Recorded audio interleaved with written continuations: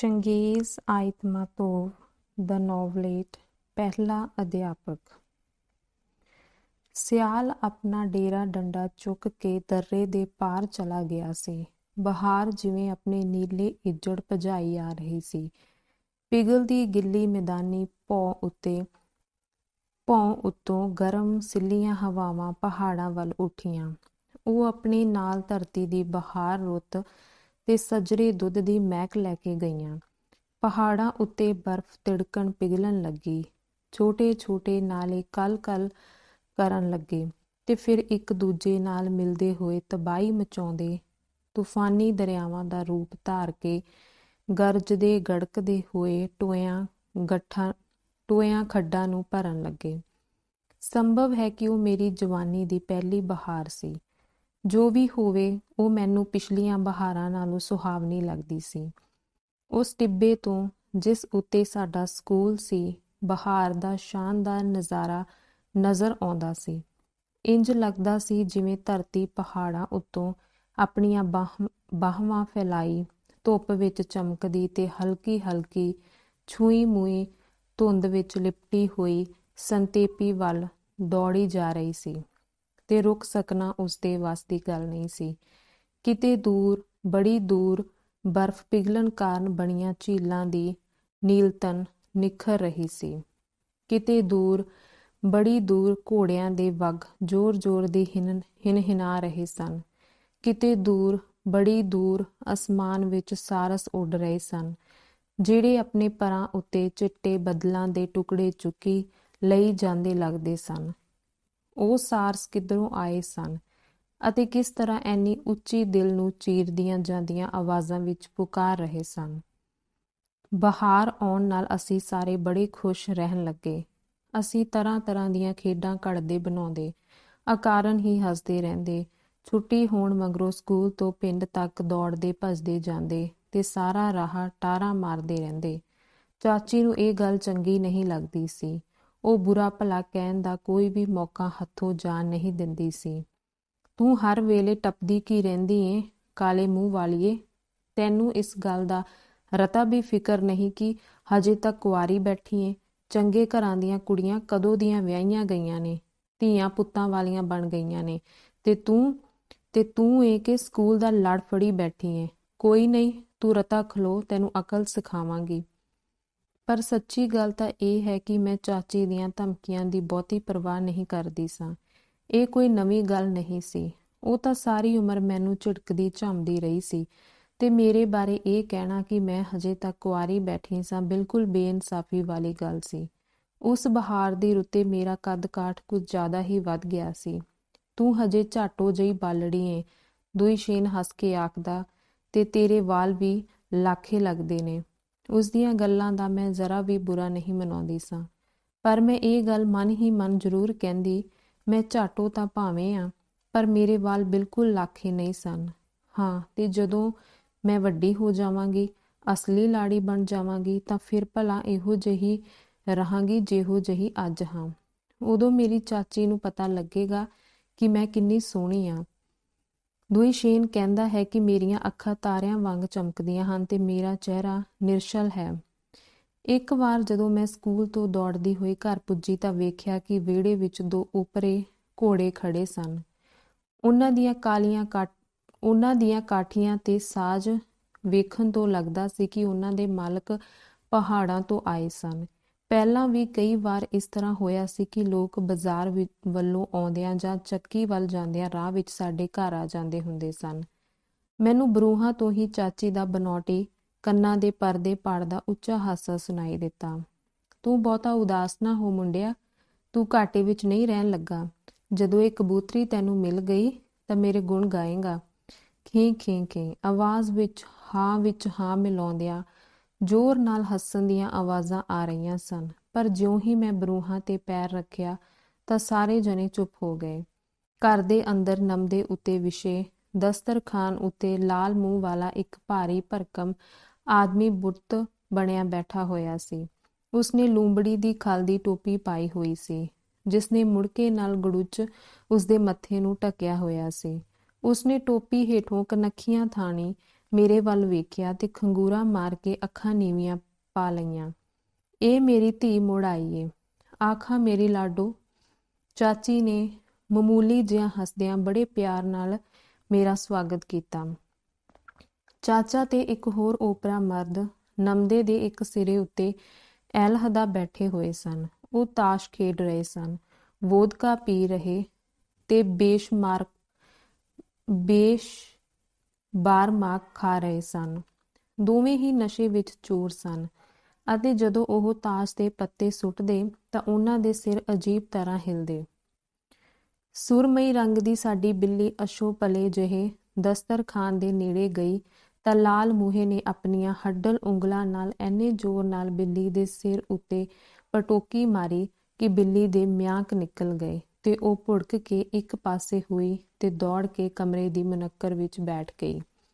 ਆਏ ਹਾਏ, ਉਸ ਵਿਚਾਰੀ ਨੂੰ ਕਿੰਨੀ ਪੀੜ ਹੋਈ ਸੀ। ਮੈਂ ਉੱਥੋਂ ਚਲੀ ਜਾਣਾ ਚਾਹੁੰਦੀ ਸਾਂ, ਪਰ ਮੈਨੂੰ ਸੁੱਝ ਨਹੀਂ ਰਿਹਾ ਸੀ ਕਿ ਇੰਜ ਕਰਾਂ ਕਿਵੇਂ। ਪਰ ਉਸੇ ਵੇਲੇ ਚਾਚੀ ਨੇ ਮੇਰਾ ਮਸਲਾ ਹੱਲ ਕਰ ਦਿੱਤਾ। ਧੀਏ, ਉਸਨੇ ਆਖਿਆ, ਕੜਾਈ ਵਿੱਚ ਖਾਣਾ ਪਿਆ ਏ, ਖਾ ਲੈ, ਨਹੀਂ ਤਾਂ ਠੰਡਾ ਹੋ ਜਾਵੇਗਾ। ਮੈਂ ਚਲੀ ਗਈ, ਪਰ ਮੈਨੂੰ ਚਾਚੀ ਦਾ ਇਸ ਤਰ੍ਹਾਂ ਦਾ ਵਿਹਾਰ ਬਿਲਕੁਲ ਚੰਗਾ ਨਾ ਲੱਗਾ। ਮੈਨੂੰ ਮਨ ਹੀ ਮਨ ਚਿੰਤਾ ਹੋਣ ਲੱਗੀ। ਮੇਰਾ ਮੱਥਾ ਠਣਕਿਆ। ਕੋਈ 2 ਘੰਟੇ ਮਗਰੋਂ ਮਹਿਮਾਨ ਆਪਣੇ ਘੋੜਿਆਂ ਉੱਤੇ ਸਵਾਰ ਹੋ ਕੇ ਪਹਾੜਾਂ ਵੱਲ ਚਲੇ ਗਏ। ਉਹਨਾਂ ਦੇ ਜਾਣ ਦੀ ਦੇਰ ਸੀ ਕਿ ਚਾਚੀ ਮੈਨੂੰ ਰੋਜ਼ ਵਾਂਗ ਹੀ ਬੁਰਾ ਭਲਾ ਕਹਿਣ ਲੱਗ ਪਈ ਤੇ ਮੇਰੇ ਮਨ ਤੋਂ ਵੀ ਬੋਝ ਲੱਥ ਗਿਆ। ਇਸ ਦਾ ਮਤਲਬ ਸੀ ਕਿ ਚਾਚੀ ਨਸ਼ੇ ਵਿੱਚ ਆਈ ਹੋਈ ਹੀ ਇੰਨੀ ਮਿਹਰਬਾਨ ਸੀ। ਮੈਂ ਸਾਰੀ ਗੱਲ ਦਾ ਨਿਰਖ ਕੱਢਿਆ। ਇਸ ਘਟਨਾ ਦੇ ਕੁਝ ਦਿਨ ਮਗਰੋਂ ਬੁੱਢੜੀ ਸਾਈਕਾਲ ਸਾਡੇ ਘਰ ਆਈ। ਉਸ ਵੇਲੇ ਮੈਂ ਵਿਹੜੇ ਵਿੱਚ ਸਾਂ, ਪਰ ਮੈਂ ਉਸਨੂੰ ਇਹ ਕਹਿੰਦਿਆਂ ਸੁਣ ਲਿਆ ਸੀ, ਹਾਏ ਹਾਏ ਨੀ ਅੱਲਾ ਬਚਾਏ, ਤੂੰ ਤਾਂ ਕੁੜੀ ਦਾ ਭੱਠਾ ਬਿਠਾਉਣ ਲੱਗੀ ਏਂ। ਇੱਕ ਦੂਜੀ ਦੀ ਗੱਲ ਟੁਕਦੀਆਂ ਚਾਚੀ ਤੇ ਸਾਈਕਾਲ ਬੜੀ ਗਰਮਾ ਗਰਮੀ ਵਿੱਚ ਕਿਸੇ ਗੱਲ ਉੱਤੇ ਝਗੜ ਰਹੀਆਂ ਸਨ ਅਤੇ ਬਾਅਦ ਵਿੱਚ ਬੁੱਢੜੀ ਭਰੀ ਪੀਤੀ ਘਰ ਵਿੱਚੋਂ ਨਿਕਲ ਗਈ ਸੀ। ਜਾਂਦਿਆਂ ਜਾਂਦਿਆਂ ਉਸਨੇ ਮੇਰੇ ਵੱਲ ਗੁਸੈਲੀ ਪਰ ਨਾਲ ਹੀ ਦਿਆਲੂ ਨਜ਼ਰ ਸੁੱਟੀ ਤੇ ਚੁੱਪ ਚਪੀਤੀ ਚਲੀ ਗਈ। ਮੈਂ ਬੜੀ ਪਰੇਸ਼ਾਨ ਹੋ ਉੱਠੀ। ਉਸਨੇ ਮੇਰੇ ਵੱਲ ਇਸ ਤਰ੍ਹਾਂ ਕਿਉਂ ਵੇਖਿਆ ਸੀ? ਮੇਰੇ ਕੋਲੋਂ ਇਹੋ ਜਿਹੀ ਕਿਹੜੀ ਖੁਨਾਮੀ ਹੋ ਗਈ ਸੀ ਜਿਸ ਕਾਰਨ ਉਹ ਇੰਨੀ ਖਫਾ ਹੋ ਗਈ ਸੀ? ਅਗਲੇ ਦਿਨ ਸਕੂਲ ਵਿੱਚ ਮੇਰਾ ਧਿਆਨ ਇੱਕਦਮ ਇਸ ਗੱਲ ਵੱਲ ਗਿਆ ਕਿ ਦੁਇਸ਼ਨ ਬੜਾ ਉਦਾਸ ਸੀ ਤੇ ਕਿਸੇ ਚਿੰਤਾ ਵਿੱਚ ਡੁੱਬਿਆ ਹੋਇਆ ਸੀ। ਉਹ ਜੋ ਪੂਰੀ ਕੋਸ਼ਿਸ਼ ਕਰ ਰਿਹਾ ਸੀ ਕਿ ਉਸਦੇ ਮਨ ਦਾ ਭਾਵ ਚਿਹਰੇ ਉੱਤੇ ਨਾ ਆਵੇ। ਮੈਂ ਇੱਕ ਹੋਰ ਗੱਲ ਇਹ ਵੇਖੀ ਕਿ ਉਹ ਮੇਰੇ ਕੋਲੋਂ ਨਜ਼ਰਾਂ ਚੁਰਾ ਰਿਹਾ ਸੀ। ਛੁੱਟੀ ਹੋਣ ਮਗਰੋਂ ਜਦੋਂ ਬੱਚਿਆਂ ਦੀ ਢਾਣੀ ਸਕੂਲ ਵਿੱਚੋਂ ਨਿਕਲੀ ਤਾਂ ਦੁਇਸ਼ੇਨ ਨੇ ਮੈਨੂੰ ਆਵਾਜ਼ ਮਾਰੀ, ਅਲਤਨਾਈ ਰੁਕੀ। ਅਧਿਆਪਕ ਮੇਰੇ ਕੋਲ ਆਇਆ, ਮੇਰੀਆਂ ਅੱਖਾਂ 'ਚ ਅੱਖਾਂ ਪਾ ਕੇ ਵੇਖਿਆ ਤੇ ਆਪਣਾ ਹੱਥ ਮੋਢੇ ਉੱਤੇ ਰੱਖ ਦਿੱਤਾ। ਤੂੰ ਘਰ ਨਾ ਜਾਵੇਂ, ਤੂੰ ਮੇਰਾ ਮਤਲਬ ਸਮਝੀ ਅਲਤਨਾਈ? ਡਰ ਨਾਲ ਮੇਰੀ ਜਾਨ ਨਿਕਲ ਗਈ ਤੇ ਬਸ ਹੁਣ ਹੀ ਸਾਰੀ ਗੱਲ ਸਮਝ ਵਿੱਚ ਆਈ ਕਿ ਚਾਚੀ ਮੇਰੇ ਨਾਲ ਕੀ ਕਰਨਾ ਚਾਹੁੰਦੀ ਸੀ। ਤੇਰੀ ਖਾਤਰ ਜਵਾਬ ਮੈਂ ਆਪੇ ਦਿਆਂਗਾ, ਦੁਇਸ਼ੇਨ ਨੇ ਆਖਿਆ। ਹਾਲ ਹੀ ਦੀ ਘੜੀ ਤੂੰ ਸਾਡੇ ਕੋਲ ਰਹੇਂਗੀ, ਤੂੰ ਮੇਰੇ ਕੋਲੋਂ ਬਹੁਤਾ ਦੂਰ ਨਾ ਜਾਈਂ। ਮੇਰੇ ਚਿਹਰੇ ਦਾ ਰੰਗ ਸ਼ਾਇਦ ਫੱਕ ਹੋ ਗਿਆ ਸੀ। ਦੁਇਸ਼ੇਨ ਨੇ ਮੇਰੀ ਠੋਡੀ ਫੜ ਕੇ ਮੇਰੀਆਂ ਅੱਖਾਂ ਵਿੱਚ ਝਾਕਿਆ ਤੇ ਹਮੇਸ਼ਾ ਵਾਂਗ ਮੁਸਕਰਾ ਕੇ ਆਖਿਆ, ਤੂੰ ਡਰ ਨਾ ਅਲਤਨਾਈ। ਉਹ ਹੱਸ ਕੇ ਬੋਲਿਆ, ਜਦੋਂ ਮੈਂ ਤੇਰੇ ਨਾਲ ਹੋਵਾਂ ਤੂੰ ਕਿਸੇ ਕੋਲੋਂ ਵੀ ਡਰਿਆ ਨਾ ਕਰ। ਪਹਿਲਾਂ ਵਾਂਗ ਹੀ ਪੜ੍ਹਿਆ ਕਰ ਤੇ ਸਕੂਲ ਜਾਇਆ ਕਰ, ਹੋਰ ਕੋਈ ਫਿਕਰ ਨਾ ਕਰ। ਉਂਝ ਮੈਨੂੰ ਪਤਾ ਹੈ ਕਿ ਤੂੰ ਬੜੀ ਡਰਪੋਕ ਹੈ। ਹਾਂ ਸੱਚ, ਮੈਨੂੰ ਯਾਦ ਆਇਆ, ਮੈਂ ਤੈਨੂੰ ਇੱਕ ਗੱਲ ਚਿਰੁਕਣੀ ਦੱਸਣੀ ਚਾਹੁੰਦਾ ਹਾਂ। ਉਹ ਫਿਰ ਹੱਸ ਪਿਆ। ਸ਼ਾਇਦ ਕੋਈ ਹਸਾਉਣੀ ਗੱਲ ਚੇਤੇ ਆ ਗਈ ਸੀ। ਤੈਨੂੰ ਚੇਤੇ ਜਦੋਂ ਉਸ ਦਿਨ ਕਰਤਨ ਬਾਈ ਸਵੇਰੇ ਸਵਖਤੇ ਉੱਠ ਕੇ ਕਿਧਰੇ ਗਾਇਬ ਹੋ ਗਿਆ ਸੀ? ਤੇਰਾ ਕੀ ਖਿਆਲ ਹੈ ਉਹ ਕਿੱਥੇ ਗਿਆ ਸੀ? ਉਹ ਜਾਦੂਗਰਨੀ ਜਾਏ ਨਾਇਕ ਦੀ ਬੁੱਢੜੀ ਨੂੰ ਲੈ ਕੇ ਆਇਆ ਸੀ। ਕਿਸ ਵਾਸਤੇ? ਮੈਂ ਪੁੱਛਿਆ। ਇਹ ਮੰਤਰ ਪੜ੍ਹੇਗੀ, ਉਸਨੇ ਆਖਿਆ। ਵੇਖੋ ਨਾ, ਅਲਤਨਾਈ ਦਾ ਤਾਂ ਡਰ ਨਾਲ ਦਿਲ ਹੀ ਹਿੱਲ ਗਿਆ ਤੇ ਮੈਂ ਆਖਿਆ, ਭਜਾ ਦਿਓ ਇਸ ਨੂੰ ਇੱਥੋਂ, ਨਹੀਂ ਤਾਂ ਘੱਟੋ ਘੱਟ ਇੱਕ ਭੇਡ ਦੇ ਕੇ ਹੀ ਇਸ ਕੋਲੋਂ ਪਿੱਛਾ ਛੁਡਾ ਸਕੋਗੇ ਤੇ ਅਸੀਂ ਕੋਈ ਐਨੇ ਅਮੀਰ ਨਹੀਂ। ਅਸੀਂ ਇਸ ਨੂੰ ਘੋੜਾ ਵੀ ਨਹੀਂ ਦੇ ਸਕਦੇ, ਉਹ ਤਾਂ ਬਘਿਆੜਾਂ ਦੀ ਭੇਡ ਚੜ੍ਹ ਗਿਆ। ਤੂੰ ਉਸ ਵੇਲੇ ਸੁੱਤੀ ਹੋਈ ਸੈਂ। ਇੰਜ ਮੈਂ ਉਸ ਜਾਦੂਗਰਨੀ ਨੂੰ ਉੱਥੋਂ ਕੱਢਿਆ। ਉਸ ਦਿਨ ਤੋਂ ਬਾਅਦ ਕਰਤਨ ਬਾਈ ਨੇ ਪੂਰਾ ਹਫ਼ਤਾ ਮੇਰੇ ਨਾਲ ਕੋਈ ਬੋਲ ਚਾਲ ਨਾ ਰੱਖੀ। ਨਾਰਾਜ਼ ਹੋ ਗਿਆ ਸੀ। ਉਹ ਮੈਨੂੰ ਆਖਣ ਲੱਗਾ, ਤੂੰ ਮੇਰੀ ਬੁੱਢੇ ਆਦਮੀ ਦੀ ਹੇਠੀ ਕਰਵਾ ਦਿੱਤੀ ਹੈ। ਕੁਝ ਵੀ ਹੋਵੇ, ਬੁੱਢੜਾ ਤੇ ਬੁੱਢੜੀ ਦੋਵੇਂ ਬੜੇ ਹੀ ਚੰਗੇ ਨੇ। ਐਨੇ ਨੇਕ ਦਿਲ ਲੋਕ ਘੱਟ ਵੱਧ ਹੀ ਮਿਲਦੇ ਨੇ। ਚੱਲ ਹੁਣ ਘਰ ਚੱਲੀਏ ਅਲਤਨਾਈ, ਆ ਚੱਲੀਏ। ਮੈਂ ਆਪਣੇ ਆਪ ਨੂੰ ਕਾਬੂ ਰੱਖਣ ਦਾ ਬੜਾ ਯਤਨ ਕੀਤਾ ਤਾਂ ਜੋ ਅਧਿਆਪਕ ਨੂੰ ਐਵੇਂ ਕੋਈ ਪਰੇਸ਼ਾਨੀ ਨਾ ਹੋਵੇ, ਪਰ ਮੈਂ ਮਨ ਹੀ ਮਨ ਬੜੀ ਚਿੰਤਾਵਾਨ ਹੁੰਦੀ ਜਾ ਰਹੀ ਸਾਂ। ਅਸਲ ਵਿੱਚ ਮੇਰੀ ਚਾਚੀ ਕਿਸੇ ਵੀ ਪਲ ਉੱਥੇ ਆ ਸਕਦੀ ਸੀ ਅਤੇ ਮੈਨੂੰ ਜ਼ਬਰਦਸਤੀ ਘੜੀਸ ਕੇ ਲਿਜਾ ਸਕਦੀ ਸੀ, ਅਤੇ ਉੱਥੋਂ ਦੇ ਲੋਕ ਮੇਰੇ ਨਾਲ ਜਿਹੋ ਜਿਹਾ ਚਾਹੁੰਦੇ ਉਹੋ ਜਿਹਾ ਹੀ ਸਲੂਕ ਕਰ ਸਕਦੇ ਸਨ। ਪਿੰਡ ਵਿੱਚ ਕੋਈ ਵੀ ਉਹਨਾਂ ਨੂੰ ਰੋਕਣ ਵਾਲਾ ਨਹੀਂ ਸੀ।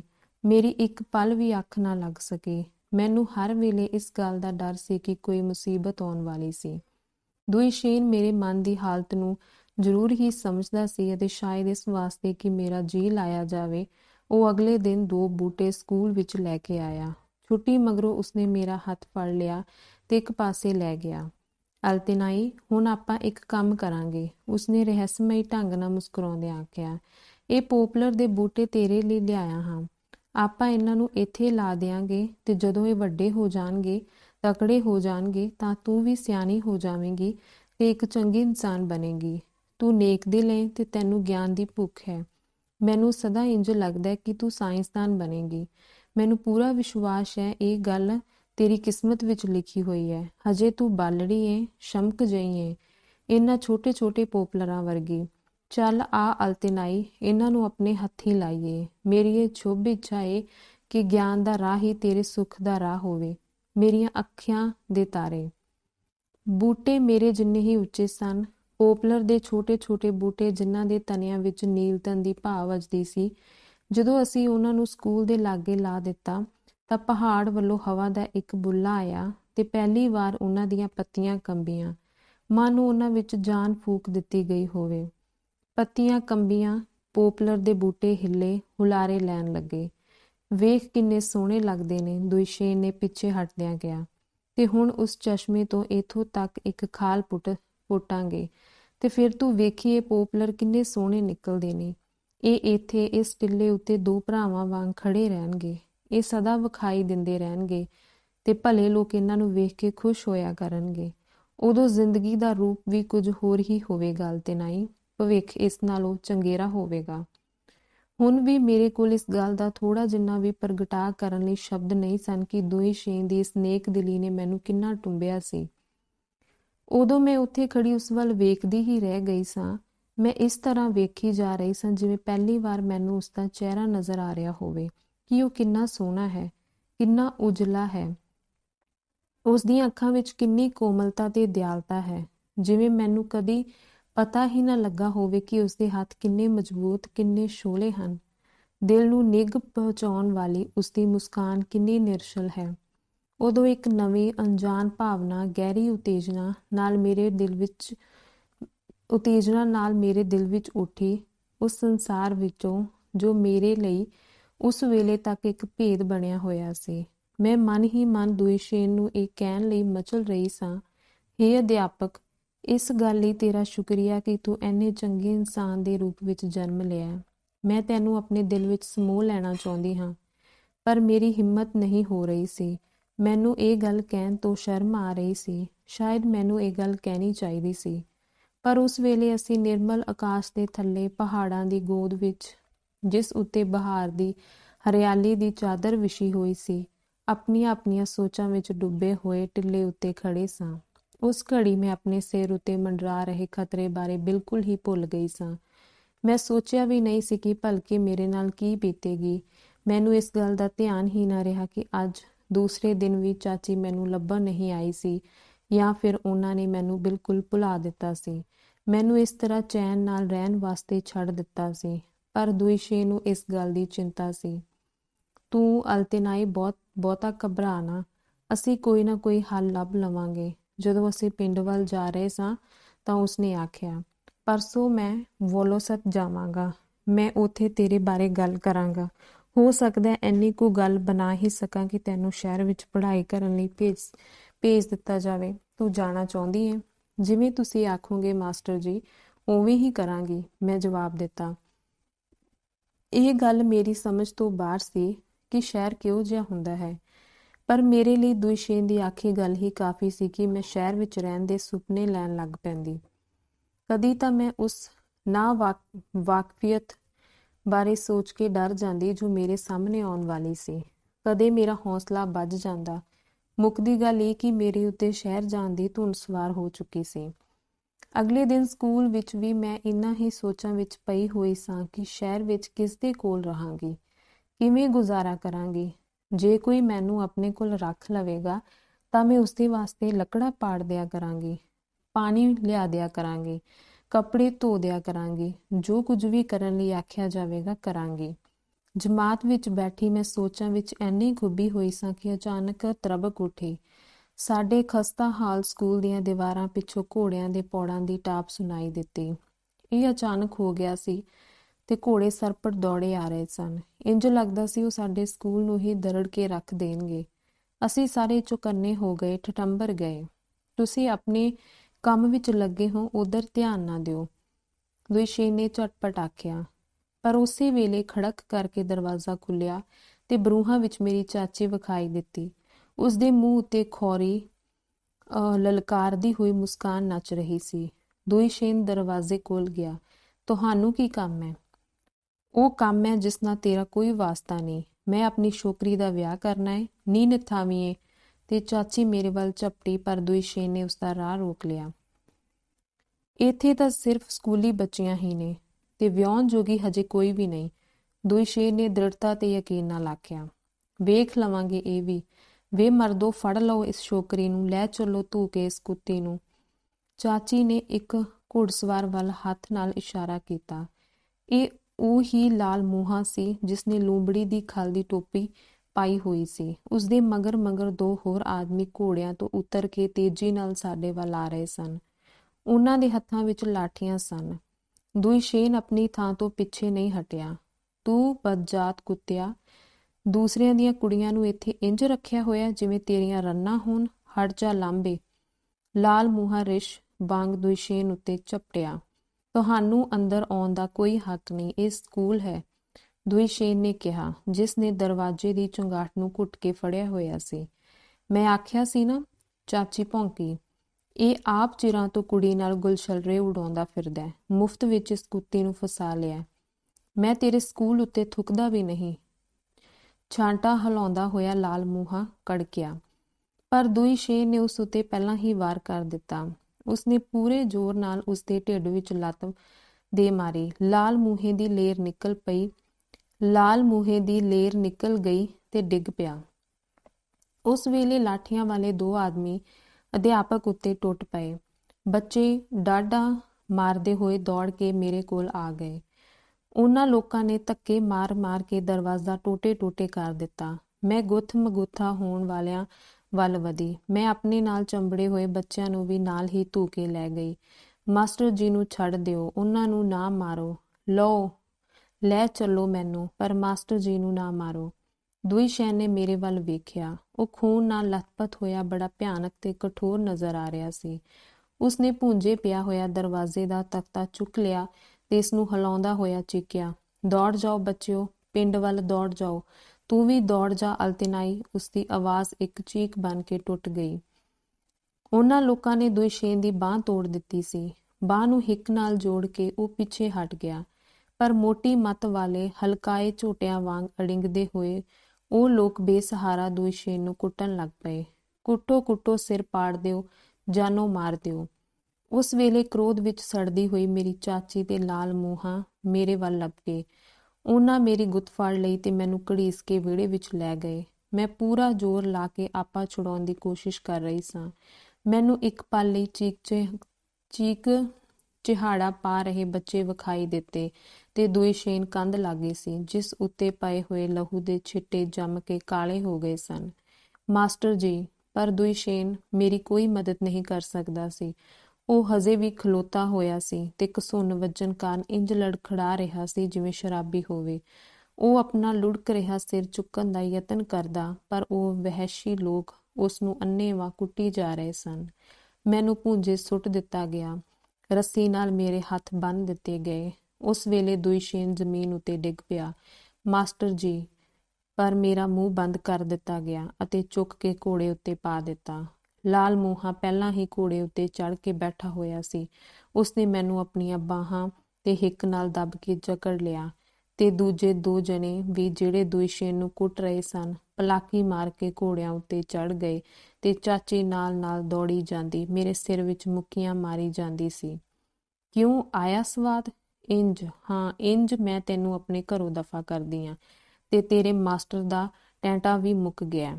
ਪਰ ਟੈਂਟਾ ਹਜੇ ਮੁੱਕਿਆ ਨਹੀਂ ਸੀ। ਅਚਾਨਕ ਪਿੱਛੋਂ ਲਚਾਰੀ ਭਰੀ ਆਵਾਜ਼ ਆਈ, ਆਲ ਤੇ ਨਾਈ। ਮੈਂ ਘੋੜੇ ਦੀ ਕਾਠੀ ਉੱਤੋਂ ਝੂਲਦਾ ਆਪਣਾ ਸਿਰ ਬੜੀ ਮੁਸ਼ਕਿਲ ਨਾਲ ਚੁੱਕਿਆ ਤੇ ਪਿੱਛੇ ਵੱਲ ਵੇਖਿਆ। ਦੁਇਸ਼ੇਨ ਸਾਡੇ ਪਿੱਛੇ ਦੌੜਦਾ ਆ ਰਿਹਾ ਸੀ। ਕੁੱਟ ਕੇ ਅਧਮੋਇਆ ਕੀਤੇ ਤੇ ਲਹੂ ਨਾਲ ਲੱਥਪੱਥ। ਉਸ ਦੇ ਹੱਥ ਵਿੱਚ ਇੱਕ ਪੱਥਰ ਚੁੱਕਿਆ ਹੋਇਆ ਸੀ। ਉਸਦੇ ਮਗਰ ਸਾਡੇ ਸਕੂਲ ਦੇ ਸਾਰੇ ਬੱਚੇ ਰੋਂਦੇ ਕਰਲਾਉਂਦੇ ਦੌੜੇ ਜਾ ਰਹੇ ਸਨ। ਰੁਕ ਜਾਓ ਵਹਿਸ਼ੀਓ, ਰੁਕ ਜਾਓ, ਇਸ ਨੂੰ ਛੱਡ ਦਿਓ। ਅਲਤਿਨਾਈ, ਉਹ ਸਾਡੇ ਨੇੜੇ ਪਹੁੰਚਦਾ ਹੋਇਆ ਚੀਕਿਆ। ਜ਼ਾਲਮ ਲੋਕ, ਜ਼ਰਾ ਕੁ ਰੁਕੇ ਤੇ ਘੋੜਿਆਂ ਉੱਤੇ ਚੜੇ ਹੋਏ 2 ਜਣੇ ਦੁਇਸ਼ੇਨ ਦੁਆਲੇ ਚੱਕਰ ਲਾਉਣ ਲੱਗ ਪਏ। ਦੁਇਸ਼ੇਨ ਨੇ ਟੁੱਟੀ ਬਾਂਹ ਵਾਲਾ ਕਫ ਦੰਦਾਂ ਵਿੱਚ ਲਿਆ ਤਾਂ ਜੋ ਅੜਕਣ ਨਾ ਪਵੇ ਅਤੇ ਨਿਸ਼ਾਨਾ ਬੰਨ੍ਹ ਕੇ ਪੱਥਰ ਮਾਰਿਆ, ਪਰ ਖੁੰਝ ਗਿਆ। ਤਦ ਉਹਨਾਂ ਦੋਹਾਂ ਜਣਿਆਂ ਨੇ ਡਾਂਗਾ ਮਾਰ ਕੇ ਦੁਇਸ਼ੇਨ ਨੂੰ ਇੱਕ ਛਪੜੀ ਵਿੱਚ ਸੁੱਟ ਦਿੱਤਾ। ਮੇਰੀਆਂ ਅੱਖਾਂ ਅੱਗੇ ਹਨੇਰਾ ਛਾ ਗਿਆ। ਮੈਂ ਕੇਵਲ ਇੰਨਾ ਹੀ ਵੇਖ ਸਕੀ ਕਿ ਸਾਡੇ ਸਕੂਲ ਦੇ ਬੱਚੇ ਦੌੜਦੇ ਹੋਏ ਅਧਿਆਪਕ ਕੋਲ ਚਲੇ ਗਏ ਸਨ ਤੇ ਡਰਦੇ ਮਾਰੇ ਉਸਦੇ ਲਾਗੇ ਹੀ ਖੜੇ ਰਹਿ ਗਏ ਸਨ।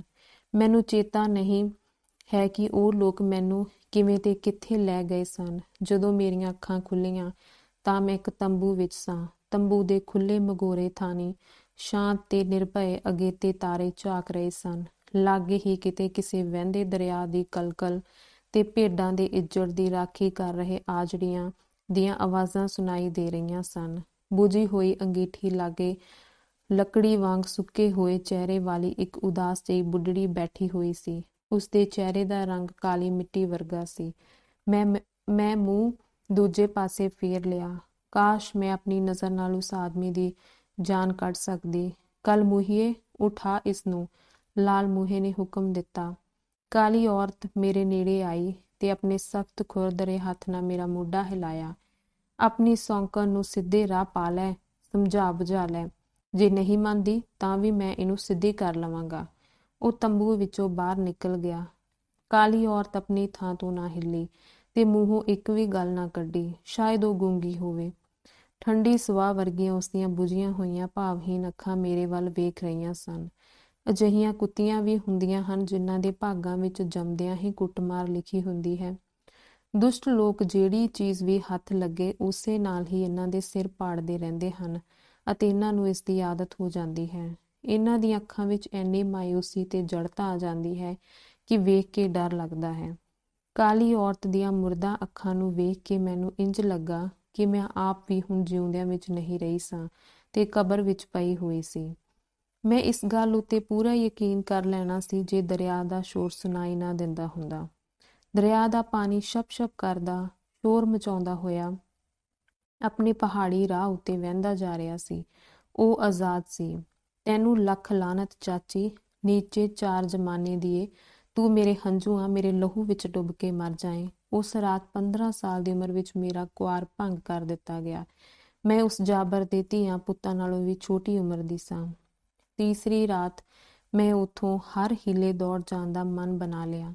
ਮੈਂ ਰਾਹ ਵਿੱਚ ਭਾਵੇਂ ਮਰ ਜਾਵਾਂ, ਮੇਰਾ ਪਿੱਛਾ ਕਰਨ ਵਾਲੇ ਮੈਨੂੰ ਆ ਕੇ ਭਾਵੇਂ ਫੜ ਲੈਣ, ਪਰ ਮੈਂ ਆਖਰੀ ਸਵਾਸ ਤੱਕ ਲੜਦੀ ਰਹਾਂਗੀ, ਉਸੇ ਤਰ੍ਹਾਂ ਜਿਸ ਤਰ੍ਹਾਂ ਮੇਰਾ ਅਧਿਆਪਕ ਦੁਇਸ਼ੇਨ ਲੜਦਾ ਰਿਹਾ ਸੀ। ਮੈਂ ਹਨੇਰੇ ਵਿੱਚ ਦੱਬੇ ਪੈਰ ਦਰਵਾਜ਼ੇ ਵੱਲ ਗਈ। ਉਸਨੂੰ ਟਟੋਲ ਕੇ ਲੱਭਿਆ। ਉਹ ਘੋੜੇ ਦੇ ਵਾਲਾਂ ਦੀਆਂ ਡੋਰੀਆਂ ਨਾਲ ਕੱਸ ਕੇ ਬੰਨ੍ਹਿਆ ਹੋਇਆ ਸੀ। ਡੋਰੀਆਂ ਦੀਆਂ ਗੰਢਾਂ ਇੰਨੀਆਂ ਪੇਚੀਦਾ ਤੇ ਭੀੜੀਆਂ ਸਨ ਕਿ ਉਹਨਾਂ ਨੂੰ ਹਨੇਰੇ ਵਿੱਚ ਖੋਲ੍ਹਣਾ ਅਸੰਭਵ ਸੀ।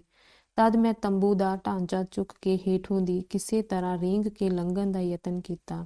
ਮੈਂ ਬੜਾ ਜ਼ੋਰ ਲਾਇਆ ਪਰ ਤੰਬੂ ਹਿੱਲਿਆ ਤੱਕ ਨਹੀਂ ਸੀ। ਉਸਨੂੰ ਬਾਹਰੋਂ ਵੀ ਰੱਸਿਆਂ ਨਾਲ ਕੱਸ ਕੇ ਜ਼ਮੀਨ ਵਿੱਚ ਕਿੱਲੀਆਂ ਠੋਕ ਕੇ ਬੰਨ੍ਹਿਆ ਹੋਇਆ ਸੀ। ਹੁਣ ਇੱਕ ਹੀ ਚਾਰਾ ਬਾਕੀ ਰਹਿ ਗਿਆ ਸੀ, ਉਹ ਇਹ ਕਿ ਕੋਈ ਤਿੱਖੀ ਚੀਜ਼ ਲੱਭੀ ਜਾਵੇ ਤੇ ਦਰਵਾਜ਼ੇ ਵਾਲੀਆਂ ਡੋਰੀਆਂ ਕੱਟ ਦਿੱਤੀਆਂ ਜਾਣ।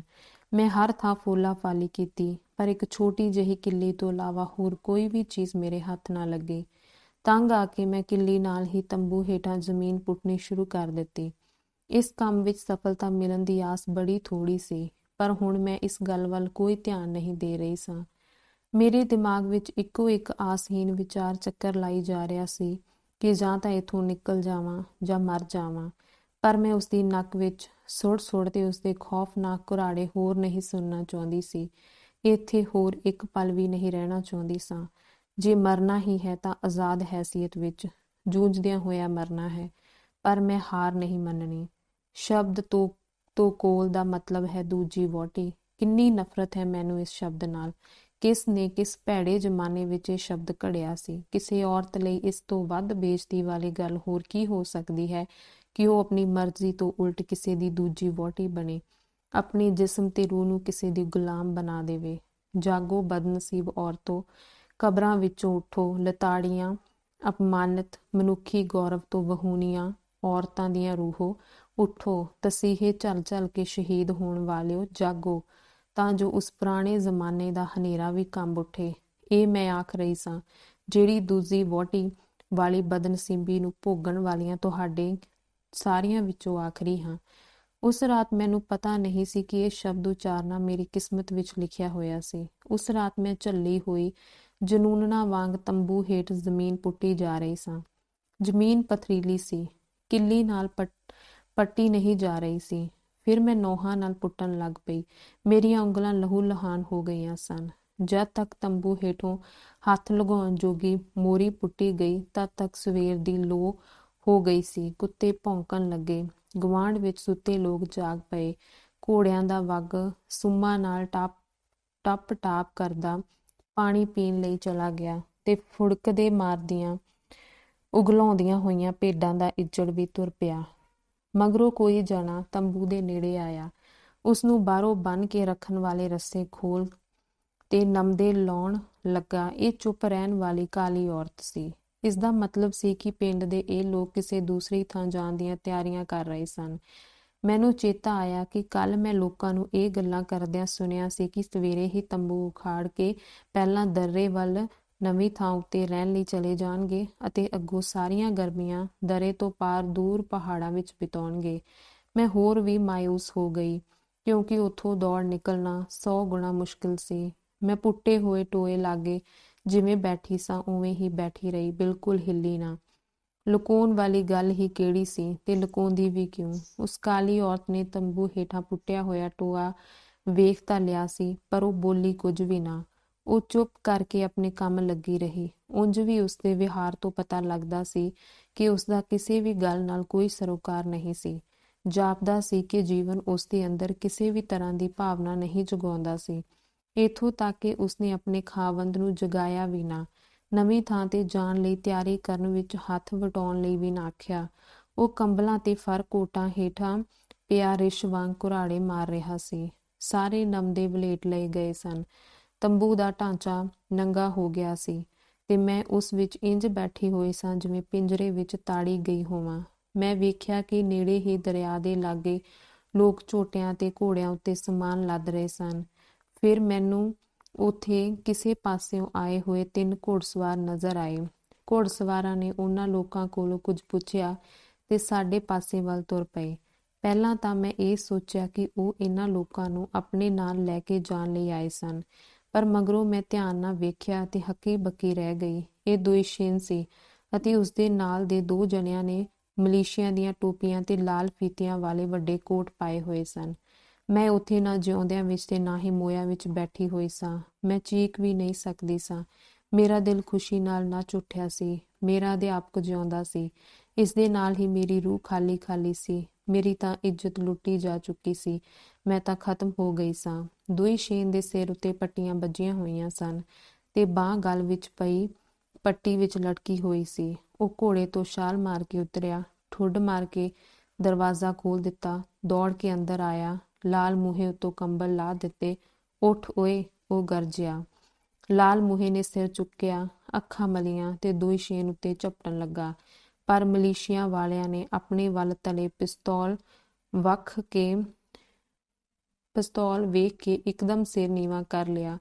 ਦੁਇਸ਼ੇਨ ਨੇ ਉਸਨੂੰ ਗਲਮੇ ਤੋਂ ਫੜ ਲਿਆ, ਝੰਜੋੜਿਆ ਤੇ ਇੱਕੋ ਝਟਕੇ ਨਾਲ ਚੁੱਕ ਕੇ ਉਸਦਾ ਬੂਥਾ ਆਪਣੇ ਸਿਰ ਦੇ ਬਰਾਬਰ ਲੈ ਆਇਆ। ਜਲੀਲ ਕੁੱਤਿਆ, ਜਦੋਂ ਦੁਇਸ਼ੇਨ ਨੇ ਫੁੱਸ-ਫੁੱਸ ਕੀਤਾ ਤਾਂ ਉਸਦੇ ਚਿੱਟੇ ਦੰਦ ਨੰਗੇ ਹੋ ਗਏ। ਹੁਣ ਤੈਨੂੰ ਆਨੀ ਵਾਲੀ ਥਾਂ ਤੇ ਪਹੁੰਚਾ ਦਿੱਤਾ ਜਾਵੇਗਾ। ਚੱਲ ਤੁਰ। ਲਾਲ ਮੂੰਹਾਂ ਸਿਰ ਨੀਵਾਂ ਕਰਕੇ ਤੁਰਨ ਹੀ ਵਾਲਾ ਸੀ ਕਿ ਦੂਈ ਸ਼ੇਰ ਨੇ ਇੱਕ ਵਾਰੀ ਫਿਰ ਉਸਨੂੰ ਮੋਢੇ ਤੋਂ ਫੜ ਕੇ ਝੰਜੋੜਿਆ ਅਤੇ ਉਸ ਉੱਤੇ ਅੱਖਾਂ ਗੱਡ ਕੇ ਗੁੱਸੇ ਨਾਲ ਕੰਬਦੀ ਹੋਈ ਆਵਾਜ਼ ਵਿੱਚ ਆਖਿਆ, ਸੋਚਦਾ ਤੂੰ ਉਸਨੂੰ ਘਾਹ ਵਾਂਗ ਮਸਲ ਕੇ ਰੱਖ ਦਿੱਤਾ ਹੈ, ਉਸਦੀ ਜ਼ਿੰਦਗੀ ਬਰਬਾਦ ਕਰ ਦਿੱਤੀ ਹੈ। ਨਹੀਂ, ਲੱਦ ਗਏ ਨੇ ਤੇਰੇ ਦਿਨ, ਹੁਣ ਉਸਦਾ ਜ਼ਮਾਨਾ ਹੈ, ਤੂੰ ਆਪਣਾ ਵਸਤਾ ਵੱਢਿਆ ਗਿਆ ਸਮਝ। ਲਾਲ ਮੂਹੇ ਨੂੰ ਬੂਟ ਪਾਉਣ ਦਿੱਤੇ ਗਏ, ਫਿਰ ਉਸਦੇ ਹੱਥ ਜੋੜ ਕੇ ਘੋੜੇ ਉੱਤੇ ਲੱਦ ਦਿੱਤਾ ਗਿਆ। ਇੱਕ ਮਲੇਸ਼ੀਆ ਮੈਨ ਘੋੜੇ ਦੀ ਲਗਾਮ ਫੜ ਕੇ ਅੱਗੇ ਅੱਗੇ ਤੁਰ ਪਿਆ ਤੇ ਦੂਸਰਾ ਘੋੜੇ ਉੱਤੇ ਸਵਾਰ ਹੋ ਕੇ ਉਸਦੇ ਪਿੱਛੇ ਪਿੱਛੇ। ਮੈਂ ਦੂਈ ਸ਼ੇਨ ਦੇ ਘੋੜੇ ਉੱਤੇ ਬੈਠ ਗਈ ਤੇ ਉਹ ਘੋੜੇ ਦੇ ਨਾਲ ਨਾਲ ਤੁਰਨ ਲੱਗ ਪਿਆ। ਜਦੋਂ ਅਸੀਂ ਚੱਲ ਪਏ ਤਾਂ ਪਿੱਛੋਂ ਕਿਸੇ ਦੀ ਵਹਿਸ਼ੀ ਅਣਮਨੁੱਖੀ ਆਵਾਜ਼ ਆਈ। ਇਹ ਕਾਲੀ ਔਰਤ ਸੀ ਜਿਹੜੀ ਸਾਡੇ ਪਿੱਛੇ ਦੌੜਦੀ ਆ ਰਹੀ ਸੀ। ਉਹ ਪਾਗਲਾਂ ਵਾਂਗ ਆਪਣੇ ਖਾਵੰਦ ਵੱਲ ਵਧੀ ਤੇ ਉਸਦੇ ਸਿਰ ਉੱਤੇ ਪੱਥਰ ਮਾਰ ਦਿੱਤਾ, ਜਿਸ ਨਾਲ ਲੂੰਬੜੀ ਦੀ ਖੱਲ ਵਾਲੀ ਉਸਦੀ ਟੋਪੀ ਲੱਥ ਗਈ। ਇਹ ਲੈ ਹਥਿਆਰਿਆ, ਮੇਰਾ ਲਹੂ ਪੀਣ ਦੇ ਬਦਲੇ, ਉਸਦੀ ਭਰੜਾਈ ਆਵਾਜ਼ ਨਿਕਲੀ। ਮੇਰੀ ਜ਼ਿੰਦਗੀ ਬਰਬਾਦ ਕਰਨ ਦੇ ਬਦਲੇ ਹਥਿਆਰਿਆ, ਤੈਨੂੰ ਮੈਂ ਜਿਉਂਦੇ ਨੂੰ ਨਹੀਂ ਜਾਣ ਦੇਣਾ।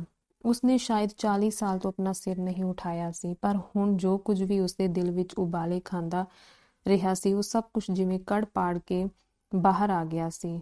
ਉਸਦੀਆਂ ਵਿੰਨਵੀਆਂ ਚੀਕਾਂ ਚਟਾਨਾਂ ਨਾਲ ਟਕਰਾ ਕੇ ਗੂੰਜ ਰਹੀਆਂ ਸਨ। ਉਹ ਦੌੜਦੀ ਹੋਈ ਕਦੀ ਕਿਸੇ ਪਾਸੇ ਤੇ ਕਦੀ ਕਿਸੇ ਪਾਸੇ ਜਾਂਦੀ, ਕਾਇਰਾ ਵਾਂਗ ਸਿਰ ਨੀਵਾਂ ਕਰਕੇ ਬੈਠੇ ਆਪਣੇ ਖਾਵੰਦ ਨੂੰ ਗੋਹੇ, ਪੱਥਰ, ਢੀਮਾਂ ਤੇ ਹੋਰ ਜੋ ਵੀ ਹੱਥ ਲੱਗਦਾ ਮਾਰੀ ਜਾ ਰਹੀ ਸੀ ਤੇ ਨਾਲ ਹੀ ਫਿਟਕਾਰਾਂ ਪਾਈ ਜਾ ਰਹੀ ਸੀ। ਤੇਰਾ ਕੱਖ ਨਾ ਰਹੇ, ਤੈਨੂੰ ਮੌਤ ਪਵੇ, ਤੈਨੂੰ ਦਫਨਾਉਣ ਵਾਲਾ ਕੋਈ ਵੀ ਨਾ ਮਿਲੇ, ਕਾਂ ਤੇਰੀਆਂ ਅੱਖਾਂ ਕੱਢ ਕੇ ਲੈ ਜਾਣ। ਅੱਲਾ ਕਰੇ ਤੇਰਾ ਬੂਥਾ ਮੈਨੂੰ ਫਿਰ ਕਦੀ ਨਾ ਦਿਸੇ। ਦੂਰ ਹੋ ਜਾ ਮੇਰੀਆਂ ਅੱਖਾਂ ਤੋਂ, ਰਾਖਸ਼ਾ, ਦੂਰ ਹੋ ਜਾ, ਦੂਰ ਹੋ ਜਾ, ਦੂਰ ਹੋ ਜਾ, ਉਸਨੇ ਚੀਕ ਕੇ ਆਖਿਆ। ਫਿਰ ਚੁੱਪ ਹੋ ਗਈ ਤੇ ਇੱਕ ਵਾਰ ਜ਼ੋਰ ਦੀ ਚੀਕ ਮਾਰ ਕੇ ਉੱਥੋਂ ਦੌੜ ਗਈ। ਇੰਜ ਲੱਗਦਾ ਸੀ ਜਿਵੇਂ ਉਹ ਹਵਾ ਵਿੱਚ ਉੱਡ ਰਹੇ ਆਪਣੇ ਵਾਲਾਂ ਤੋਂ ਦੂਰ ਦੌੜੀ ਜਾ ਰਹੀ ਸੀ।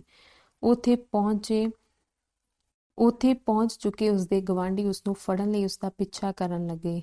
ਮੇਰੀ ਹਾਲਤ ਐਸੀ ਹੋ ਗਈ ਸੀ ਜਿਵੇਂ ਕੋਈ ਡਰਾਉਣਾ ਸੁਪਨਾ ਵੇਖਣ ਮਗਰੋਂ ਸਿਰ ਵਿੱਚ ਟਸ ਟਸ ਹੋਣ ਲੱਗ ਪੈਂਦਾ ਹੈ। ਮੈਂ ਨਿੰਬੋ ਝੂਣੀ ਤੇ ਦਿਲਗੀਰ ਹੋਈ ਘੋੜੇ ਉੱਤੇ ਚੜੀ ਹੋਈ ਸਾਂ। ਦੂਈ ਸ਼ੇਰ ਲਗਾਮਾਂ ਫੜ ਕੇ ਕੁਝ ਅੱਗੇ ਅੱਗੇ ਜਾ ਰਿਹਾ ਸੀ। ਉਹ ਚੁੱਪ ਸੀ ਤੇ ਉਸਨੇ ਪੱਟੀਆਂ ਬੰਦਾ ਆਪਣਾ ਸਿਰ ਸੁੱਟਿਆ ਹੋਇਆ ਸੀ। ਬੜੇ ਚਿਰ ਮਗਰੋਂ ਉਹ ਕਰਮਾ ਮਾਰੀ ਵਾਦੀ ਪਿੱਛੇ ਰਹਿ ਗਈ। ਮਲੇਸ਼ੀਆ ਵਾਲੇ ਚੋਖਾ ਅੱਗੇ ਨਿਕਲ ਗਏ ਸਨ। ਦੂਈ ਸ਼ੇਰ ਨੇ ਘੋੜੇ ਨੂੰ ਰੋਕਿਆ ਤੇ ਥੱਕੀਆਂ ਨਜ਼ਰਾਂ ਨਾਲ ਪਹਿਲੀ ਵਾਰ ਮੇਰੇ ਵੱਲ ਵੇਖਿਆ। ਅਲਤਿਨਾਈ, ਮੈਂ ਤੈਨੂੰ ਬਚਾ ਨਹੀਂ ਸਕਿਆ, ਮੈਨੂੰ ਮਾਫ਼ ਕਰ ਦੇਈਂ, ਉਸਨੇ ਆਖਿਆ। ਫਿਰ ਉਸਨੇ ਮੇਰਾ ਹੱਥ ਫੜਿਆ ਤੇ ਆਪਣੀ ਗਲ ਦੇ ਨੇੜੇ ਲੈ ਗਿਆ। ਜੇ ਤੂੰ ਮੈਨੂੰ ਮਾਫ਼ ਕਰ ਵੀ ਦੇਵੇਂ ਤਾਂ ਵੀ ਮੈਂ ਆਪਣੇ ਆਪ ਨੂੰ ਇਸ ਗੱਲ ਲਈ ਕਦੀ ਮਾਫ਼ ਨਹੀਂ ਕਰ ਸਕਾਂਗਾ। ਮੈਂ ਫੁੱਟ ਫੁੱਟ ਕੇ ਰੋਣ ਲੱਗ ਪਈ ਤੇ ਘੋੜੇ ਦੀ ਅਯਾਲ ਨਾਲ ਲੱਗ ਗਈ। ਜਿੰਨਾ ਚਿਰ ਮੈਂ ਰੋਂਦੀ ਰਹੀ, ਦੁਸ਼ੇਨ ਲਾਗੇ ਖਲੋਤਾ ਮੇਰੇ ਵਾਲਾਂ ਨੂੰ ਪਲੋਸਦਾ ਰਿਹਾ। ਧੀਰਜ ਕਰ ਅਲਤਿਨਾਈ, ਆ ਚੱਲੀਏ, ਆਖਰ ਉਸਨੇ ਆਖਿਆ। ਮੇਰੀ ਗੱਲ ਧਿਆਨ ਨਾਲ ਸੁਣ। 3 ਦਿਨ ਹੋਏ ਮੈਂ ਵਲੋਸਤ ਗਿਆ ਸਾਂ। ਤੂੰ ਪੜ੍ਹਨ ਵਾਸਤੇ ਸ਼ਹਿਰ ਜਾਏਂਗੀ, ਸੁਣਦੀ ਏ? ਜਦੋਂ ਅਸੀਂ ਸ਼ੋਰ ਮਚਾਉਂਦੇ ਝਿਲਮਿਲ ਕਰਦੇ ਇੱਕ ਨਾਲੇ ਲਾਗੇ ਪਹੁੰਚੇ ਤਾਂ ਦੁਸ਼ੇਨ ਨੇ ਆਖਿਆ, ਅਲਤਿਨਾਈ, ਘੋੜੇ ਉੱਤੋਂ ਉਤਰ ਕੇ ਮੂੰਹ ਹੱਥ ਧੋ ਲੈ। ਉਸਨੇ ਆਪਣੀ ਜੇਬ ਵਿੱਚੋਂ ਸਾਬਣ ਦੀ ਚਾਕੀ ਕੱਢੀ। ਲੈ ਅਲਤਿਨਾਈ, ਚੰਗੀ ਤਰ੍ਹਾਂ ਮਲ ਲਈ। ਜੇ ਚਾਹੇ ਤਾਂ ਮੈਂ ਇੱਕ ਪਾਸੇ ਜਾ ਕੇ ਘੋੜੇ ਨੂੰ ਘਾਹ ਚਾਰ ਲਿਆਉਣਾ ਤੇ ਤੂੰ ਲੀੜੇ ਲਾ ਕੇ ਨਾਲੇ ਵਿੱਚ ਨਹਾ ਲੈ ਤੇ ਜੋ ਕੁਝ ਹੋਇਆ ਬੀਤਿਆ ਸਭ ਭੁੱਲ ਜਾ ਤੇ ਇਸ ਨੂੰ ਫਿਰ ਕਦੀ ਵੀ ਯਾਦ ਨਾ ਕਰੀ। ਜਾ ਨਹਾ ਲੈ ਚੰਗੀ ਤਰ੍ਹਾਂ, ਸਰੀਰ ਹੌਲਾ ਹੋ ਜਾਵੇਗਾ, ਠੀਕ ਹੈ ਨਾ?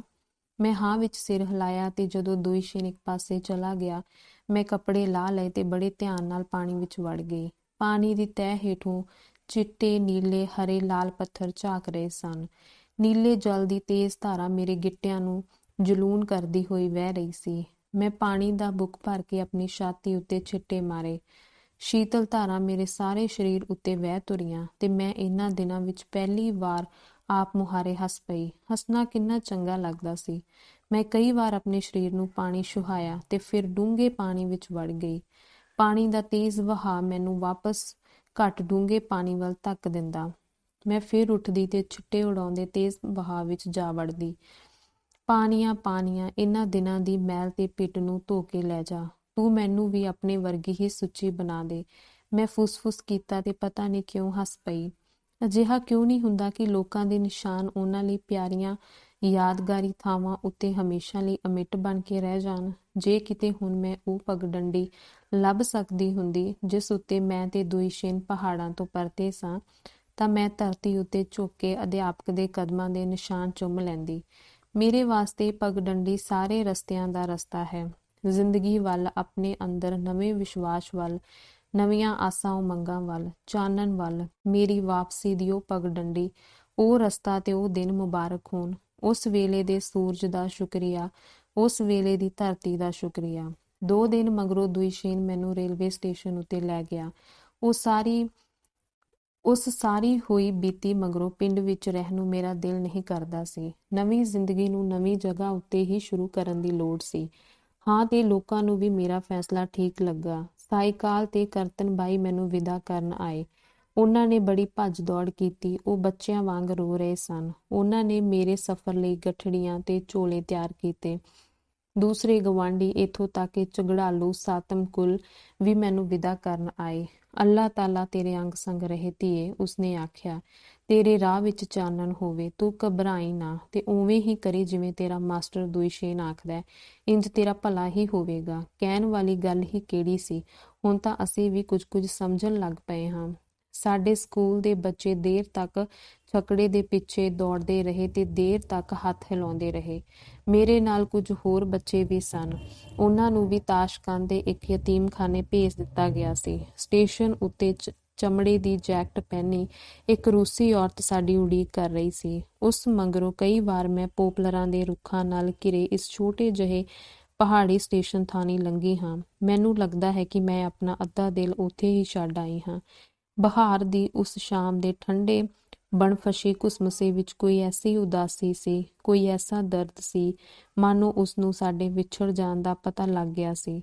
ਦੁਇਸ਼ੇਨ ਇਸ ਗੱਲ ਨੂੰ ਲੁਕਾਉਣ ਦਾ ਯਤਨ ਕਰ ਰਿਹਾ ਸੀ ਕਿ ਉਸਦਾ ਦਿਲ ਕਿੰਨਾ ਤੜਫ ਰਿਹਾ ਸੀ, ਕਿੰਨੀ ਪੀੜ ਸੀ ਉਸ ਵਿੱਚ, ਪਰ ਮੈਂ ਤਾਂ ਸਭ ਜਾਣਦੀ ਸਾਂ। ਇਸੇ ਤਰ੍ਹਾਂ ਦੇ ਦਰਦ ਦਾ ਗੁਬਾਰ ਮੇਰੇ ਗਲੇ ਵਿੱਚ ਆ ਰੁਕਿਆ ਸੀ। ਦੁਇਸ਼ੇਨ ਨੇ ਟਿਕਟਿਕੀ ਲਾ ਕੇ ਮੇਰੇ ਵੱਲ ਵੇਖਿਆ। ਉਸਦੇ ਹੱਥ ਮੇਰੇ ਵਾਲਾਂ, ਮੇਰੇ ਚਿਹਰੇ, ਇੱਥੋਂ ਤੱਕ ਕਿ ਮੇਰੀ ਪੁਸ਼ਾਕ ਦੇ ਬਟਨਾਂ ਨੂੰ ਵੀ ਪਲੋਸ ਰਹੇ ਸਨ।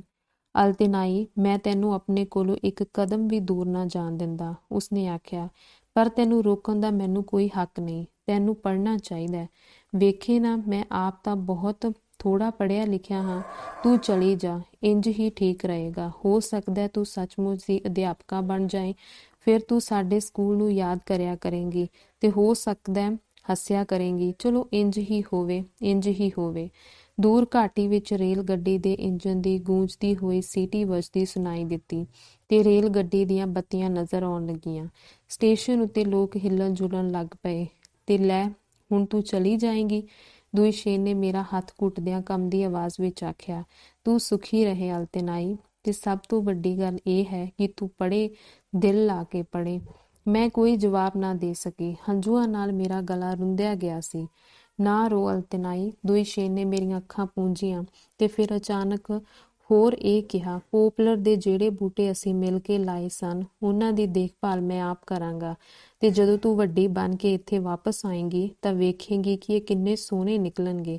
ਇੰਨੇ ਨੂੰ ਰੇਲ ਗੱਡੀ ਆ ਗਈ। ਉਸਦੇ ਪਹੀਏ ਚੀਕਦੇ ਗਰਜਦੇ ਹੋਏ ਰੁਕ ਗਏ।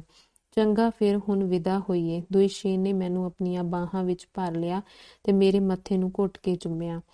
ਅਲਵਿਦਾ ਅਲਤਿਨਾਈ, ਤੇਰਾ ਸਫ਼ਰ ਚੰਗਾ ਰਹੇ। ਅਲਵਿਦਾ ਮੇਰੀ ਪਿਆਰੀ, ਤੂੰ ਘਬਰਾਈ ਬਿਲਕੁਲ ਨਾ, ਹਿੰਮਤ ਤੋਂ ਕੰਮ ਲਈ। ਮੈਂ ਗੱਡੀ ਦੇ ਪਾਇਦਾਨ ਉੱਤੇ ਚੜ੍ਹ ਗਈ ਤੇ ਪਿੱਛੇ ਮੁੜ ਕੇ ਵੇਖਿਆ। ਮੈਂ ਇਸ ਨਜ਼ਾਰੇ ਨੂੰ ਕਦੀ ਵੀ ਭੁੱਲ ਨਹੀਂ ਸਕਦੀ। ਉੱਥੇ ਦੁਇਸ਼ੇਨ ਖਲੋਤਾ ਹੋਇਆ ਸੀ। ਉਸਦੀ ਟੁੱਟੀ ਹੋਈ ਬਾਂਹ ਪੱਟੀ ਵਿੱਚ ਲਟਕ ਰਹੀ ਸੀ। ਉਸਦੀਆਂ ਅੱਖਾਂ ਨਮ ਸਨ। ਅਚਾਨਕ ਉਹ ਅੱਗੇ ਵਧਿਆ, ਜਿਵੇਂ ਮੈਨੂੰ ਛੂਹਣਾ ਚਾਹੁੰਦਾ ਹੋਵੇ, ਪਰ ਉਸ ਵੇਲੇ ਗੱਡੀ ਤੁਰ ਪਈ। ਅਲਵਿਦਾ ਅਲਤਿਨਾਈ, ਅਲਵਿਦਾ ਮੇਰੀਆਂ ਅੱਖਾਂ ਦੇ ਤਾਰੇ, ਉਸਨੇ ਚਿল্ਲਾ ਕੇ ਆਖਿਆ। ਅਲਵਿਦਾ ਮਾਸਟਰ ਜੀ, ਅਲਵਿਦਾ ਮੇਰੇ ਪਿਆਰੇ ਅਧਿਆਪਕ। ਦੁਇਸ਼ੇਨ ਗੱਡੀ ਦੇ ਡੱਬੇ ਦੇ ਨਾਲ ਦੌੜਨ ਲੱਗਾ, ਫਿਰ ਪਿੱਛੇ ਰਹਿ ਗਿਆ ਤੇ ਅੰਤ ਵਿੱਚ ਇੱਕ ਹੰਭਲਾ ਮਾਰ ਕੇ ਅੱਗੇ ਵਧਿਆ ਤੇ ਚੀਕਿਆ, ਅਲਤਿਨਾਈ। ਉਹ ਇੰਜ ਕੂਕਿਆ ਜਿਵੇਂ ਮੈਨੂੰ ਕੋਈ ਗੱਲ ਦੱਸਣੀ ਭੁੱਲ ਗਿਆ ਹੋਵੇ, ਜਿਸ ਦਾ ਉਸਨੂੰ ਹੁਣੇ ਹੀ ਚੇਤਾ ਆਇਆ ਸੀ, ਪਰ ਹੁਣ ਤਾਂ ਵੇਲਾ ਹੱਥੋਂ ਜਾਂਦਾ ਰਿਹਾ ਸੀ। ਅੱਜ ਵੀ ਮੇਰੇ ਕੰਨਾਂ ਵਿੱਚ ਉਸਦੀ ਆਵਾਜ਼ ਗੂੰਜ ਰਹੀ ਸੀ, ਜੋ ਉਸਦੇ ਦਿਲ ਦੀ ਹੂਕ ਸੀ, ਜਿਹੜੀ ਉਸਦੀ ਆਤਮਾ ਦੀ ਗਹਿਰਾਈ ਵਿੱਚੋਂ ਨਿਕਲੀ ਸੀ। ਗੱਡੀ ਇੱਕ ਸੁਰੰਗ ਥਾਣੀ ਲੰਘੀ। ਤੇ ਫਿਰ ਸਿੱਧੀ ਲਾਈਨ ਉੱਤੇ ਅੱਗੇ ਵਧਣ ਲੱਗੀ। ਉਸਦੀ ਰਫ਼ਤਾਰ ਤੇਜ਼ ਹੁੰਦੀ ਗਈ ਤੇ ਉਹ ਇੱਕ ਪੰਛੀ ਵਾਂਗ ਉੱਡਦੀ ਹੋਈ ਮੈਨੂੰ ਕਜ਼ਾਕਿਸਤਾਨ ਦੀ ਸੰਤੇਪੀ ਦੇ ਪੱਧਰੇ ਮੈਦਾਨਾਂ ਵਿੱਚੋਂ ਦੀ ਨਵੀਂ ਜ਼ਿੰਦਗੀ ਵੱਲ ਲਈ ਜਾ ਰਹੀ ਸੀ। ਅਲਵਿਦਾ ਮਾਸਟਰ ਜੀ, ਅਲਵਿਦਾ ਮੇਰਾ ਬਚਪਨ, ਅਲਵਿਦਾ ਮੇਰੀ ਪਹਿਲੀ ਮੁਹੱਬਤ ਜਿਸਨੂੰ ਮੈਂ ਕਦੀ ਜ਼ੁਬਾਨ ਉੱਤੇ ਨਹੀਂ ਲਿਆ ਸਕੀ। ਹਾਂ, ਤੇ ਫਿਰ ਮੈਂ ਇੱਕ ਵੱਡੇ ਸ਼ਹਿਰ ਵਿੱਚ ਪੜ੍ਹੀ ਜਿਸ ਦੇ ਦੁਇਸ਼ੇਨ ਸੁਪਨੇ ਲਿਆ ਕਰਦਾ ਸੀ। ਵੱਡੀਆਂ ਵੱਡੀਆਂ ਖਿੜਕੀਆਂ ਵਾਲੇ ਸਕੂਲਾਂ ਵਿੱਚ ਪੜ੍ਹੀ ਜਿਨ੍ਹਾਂ ਬਾਰੇ ਦੁਇਸ਼ੇਨ ਦੱਸਿਆ ਕਰਦਾ ਸੀ। ਮਗਰੋਂ ਮੈਂ ਕਿਰਤੀ ਵਿਭਾਗ ਦੀ ਪੜ੍ਹਾਈ ਸ਼ੁਰੂ ਕੀਤੀ ਤੇ ਮੈਨੂੰ ਇੰਸਟੀਚਿਊਟ ਵਿੱਚ ਪੜ੍ਹਨ ਵਾਸਤੇ ਮਾਸਕੋ ਭੇਜ ਦਿੱਤਾ ਗਿਆ। ਪੜ੍ਹਾਈ ਦੇ ਲੰਮੇ ਸਾਲਾਂ ਵਿੱਚ ਮੈਨੂੰ ਕਿੰਨੀਆਂ ਹੀ ਔਕੜਾਂ ਦਾ ਮੂੰਹ ਵੇਖਣਾ ਪਿਆ। ਕਿੰਨੀ ਹੀ ਵਾਰ ਮੈਨੂੰ ਨਿਰਾਸ਼ਾ ਹੋਈ ਸੀ। ਮੈਨੂੰ ਲੱਗਦਾ ਕਿ ਮੈਂ ਵਿਗਿਆਨ ਦੇ ਗਹਿਰੇ ਭੇਦਾਂ ਦੀ ਥਾਂ ਨਹੀਂ ਪਾ ਸਕਾਂਗੀ, ਪਰ ਹਰ ਵਾਰ ਔਖੀ ਤੋਂ ਔਖੀ ਘੜੀ ਵੀ ਮੈਂ ਆਪਣੇ ਉਸ ਵਚਨ ਵੱਲ ਵਫ਼ਾਦਾਰ ਰਹਿੰਦੀ ਜਿਹੜਾ ਮੈਂ ਆਪਣੇ ਪਹਿਲੇ ਅਧਿਆਪਕ ਨੂੰ ਦਿੱਤਾ ਸੀ, ਤੇ ਪਿੱਛੇ ਹਟਣ ਦਾ ਮੇਰਾ ਹੌਸਲਾ ਨਾ ਪਿਆ। ਜਿਹੜੀ ਗੱਲ ਦੂਸਰਿਆਂ ਦੀ ਸਮਝ ਵਿੱਚ ਪਹਿਲੀ ਵਾਰ ਹੀ ਆ ਜਾਂਦੀ ਸੀ, ਉਸਨੂੰ ਸਮਝਣ ਵਾਸਤੇ ਮੈਨੂੰ ਸਖਤ ਘਾਲਣਾ ਘਾਲਣੀ ਪੈਂਦੀ ਸੀ। ਕਾਰਨ ਇਹ ਸੀ ਕਿ ਮੈਨੂੰ ਸਭ ਕੁਝ ਮੁੱਢੋਂ ਸੁੱਢੋਂ ਸ਼ੁਰੂ ਕਰਨਾ ਪਿਆ ਸੀ। ਜਦੋਂ ਮੈਂ ਕਿਰਤੀ ਵਿਭਾਗ ਵਿੱਚ ਪੜ੍ਹਦੀ ਹੁੰਦੀ ਸਾਂ ਤਾਂ ਅਧਿਆਪਕ ਨੂੰ ਇੱਕ ਚਿੱਠੀ ਲਿਖੀ ਸੀ ਕਿ ਮੈਂ ਉਸਨੂੰ ਪਿਆਰ ਕਰਦੀ ਹਾਂ ਅਤੇ ਉਸਦੀ ਉਡੀਕ ਕਰ ਰਹੀ ਹਾਂ, ਪਰ ਉਸਨੇ ਕੋਈ ਜਵਾਬ ਨਾ ਦਿੱਤਾ ਤੇ ਇਸ ਨਾਲ ਹੀ ਸਾਡੇ ਚਿੱਠੀ ਪੱਤਰ ਦਾ ਅੰਤ ਹੋ ਗਿਆ। ਮੇਰਾ ਖਿਆਲ ਸੀ ਕਿ ਉਸਨੇ ਮੇਰੇ ਤੇ ਆਪਣੇ ਪਿਆਰ ਨੂੰ ਇਸ ਲਈ ਕੁਰਬਾਨ ਕਰ ਦਿੱਤਾ ਸੀ ਤਾਂ ਜੋ ਮੇਰੀ ਪੜ੍ਹਾਈ ਵਿੱਚ ਵਿਘਨ ਨਾ ਪਵੇ। ਹੋ ਸਕਦਾ ਹੈ ਕਿ ਉਸਨੇ ਠੀਕ ਹੀ ਕੀਤਾ ਹੋਵੇ, ਤੇ ਵੀ ਹੋ ਸਕਦਾ ਹੈ ਕਿ ਇਸ ਦਾ ਕੋਈ ਹੋਰ ਕਾਰਨ ਹੋਵੇ। ਉਦੋਂ ਮੈਂ ਕਿੰਨੀ ਦੁਖੀ ਸਾਂ, ਕਿੰਨਾ ਜ਼ਿਆਦਾ ਸੋਚਿਆ ਕਰਦੀ ਸੀ। ਆਪਣਾ ਪਹਿਲਾ ਖੋਜ ਨਿਬੰਧ ਮੈਂ ਮਾਸਕੋ ਵਿੱਚ ਪੇਸ਼ ਕੀਤਾ। ਉਸਨੂੰ ਮਨਜ਼ੂਰ ਕਰ ਲਿਆ ਜਾਣਾ ਮੇਰੇ ਵਾਸਤੇ ਇੱਕ ਮਹਾਨ ਤੇ ਗੰਭੀਰ ਪ੍ਰਾਪਤੀ ਸੀ। ਇਸ ਸਾਰੇ ਸਮੇਂ ਦੌਰਾਨ ਮੈਂ ਇੱਕ ਵਾਰ ਵੀ ਪਿੰਡ ਨਾ ਜਾ ਸਕੀ। ਫਿਰ ਜੰਗ ਛਿੜ ਪਈ। ਪਤਝੜ ਦੇ ਆਖਰੀ ਦਿਨਾਂ ਵਿੱਚ ਜਦੋਂ ਸਾਨੂੰ ਸਾਡੀ ਹਿਫਾਜ਼ਤ ਵਾਸਤੇ ਮਾਸਕੋ ਵਿੱਚੋਂ ਕੱਢ ਕੇ ਫਰੁੰਜੇ ਸ਼ਹਿਰ ਲੈ ਕੇ ਜਾ ਰਹੇ ਸਨ ਤਾਂ ਮੈਂ ਉਸੇ ਸਟੇਸ਼ਨ ਉੱਤੇ ਗੱਡੀ ਤੋਂ ਉਤਰ ਗਈ ਜਿਸ ਉੱਤੇ ਅਧਿਆਪਕ ਨੇ ਮੈਨੂੰ ਵਿਦਾ ਕੀਤਾ ਸੀ। ਚੰਗੀ ਕਿਸਮਤ ਨੂੰ ਮੈਨੂੰ ਇੱਕ ਛੱਕੜਾ ਮਿਲ ਗਿਆ ਜਿਸ ਨੇ ਸਾਡੇ ਪਿੰਡ ਥਾਣੀ ਹੋ ਕੇ ਰਾਜਕੀ ਫਾਰਮ ਵੱਲ ਜਾਣਾ ਸੀ। ਹੇ ਮੇਰੀ ਪਿਆਰੀ ਭੂਮੀ, ਜੰਗ ਦੇ ਇਨ੍ਹਾਂ ਔਖੇ ਦਿਨਾਂ ਵਿੱਚ ਮੈਨੂੰ ਤੇਰੇ ਦਰਸ਼ਨ ਕਰਨ ਦਾ ਸ਼ੁਭ ਅਵਸਰ ਮਿਲਿਆ ਹੈ। ਇਹ ਵੇਖ ਕੇ ਮੇਰਾ ਚਿੱਤ ਬੜਾ ਹੀ ਪ੍ਰਸੰਨ ਹੋਇਆ ਕਿ ਸਾਡੀ ਧਰਤੀ ਦੀ ਨੁਹਾਰ ਹੀ ਬਦਲ ਗਈ ਸੀ। ਨਵੇਂ-ਨਵੇਂ ਪਿੰਡ ਵਸ ਗਏ ਸਨ, ਦੂਰ-ਦੂਰ ਤੱਕ ਖੇਤ ਫੈਲੇ ਹੋਏ ਸਨ, ਨਵੀਆਂ ਸੜਕਾਂ ਤੇ ਪੁਲ ਉਸਰ ਗਏ ਸਨ, ਪਰ ਇਸ ਮਿਲਣੀ ਉੱਤੇ ਜੰਗ ਦਾ ਮਨਹੂਸ ਪਰਛਾਵਾਂ ਪੈ ਗਿਆ ਸੀ। ਜਿਉਂ-ਜਿਉਂ ਪਿੰਡ ਨੇੜੇ ਆਉਂਦਾ ਗਿਆ ਤਿਉਂ-ਤਿਉਂ ਮੇਰੇ ਦਿਲ ਦੀ ਧੜਕਨ ਤੇਜ਼ ਹੁੰਦੀ ਗਈ। ਮੈਂ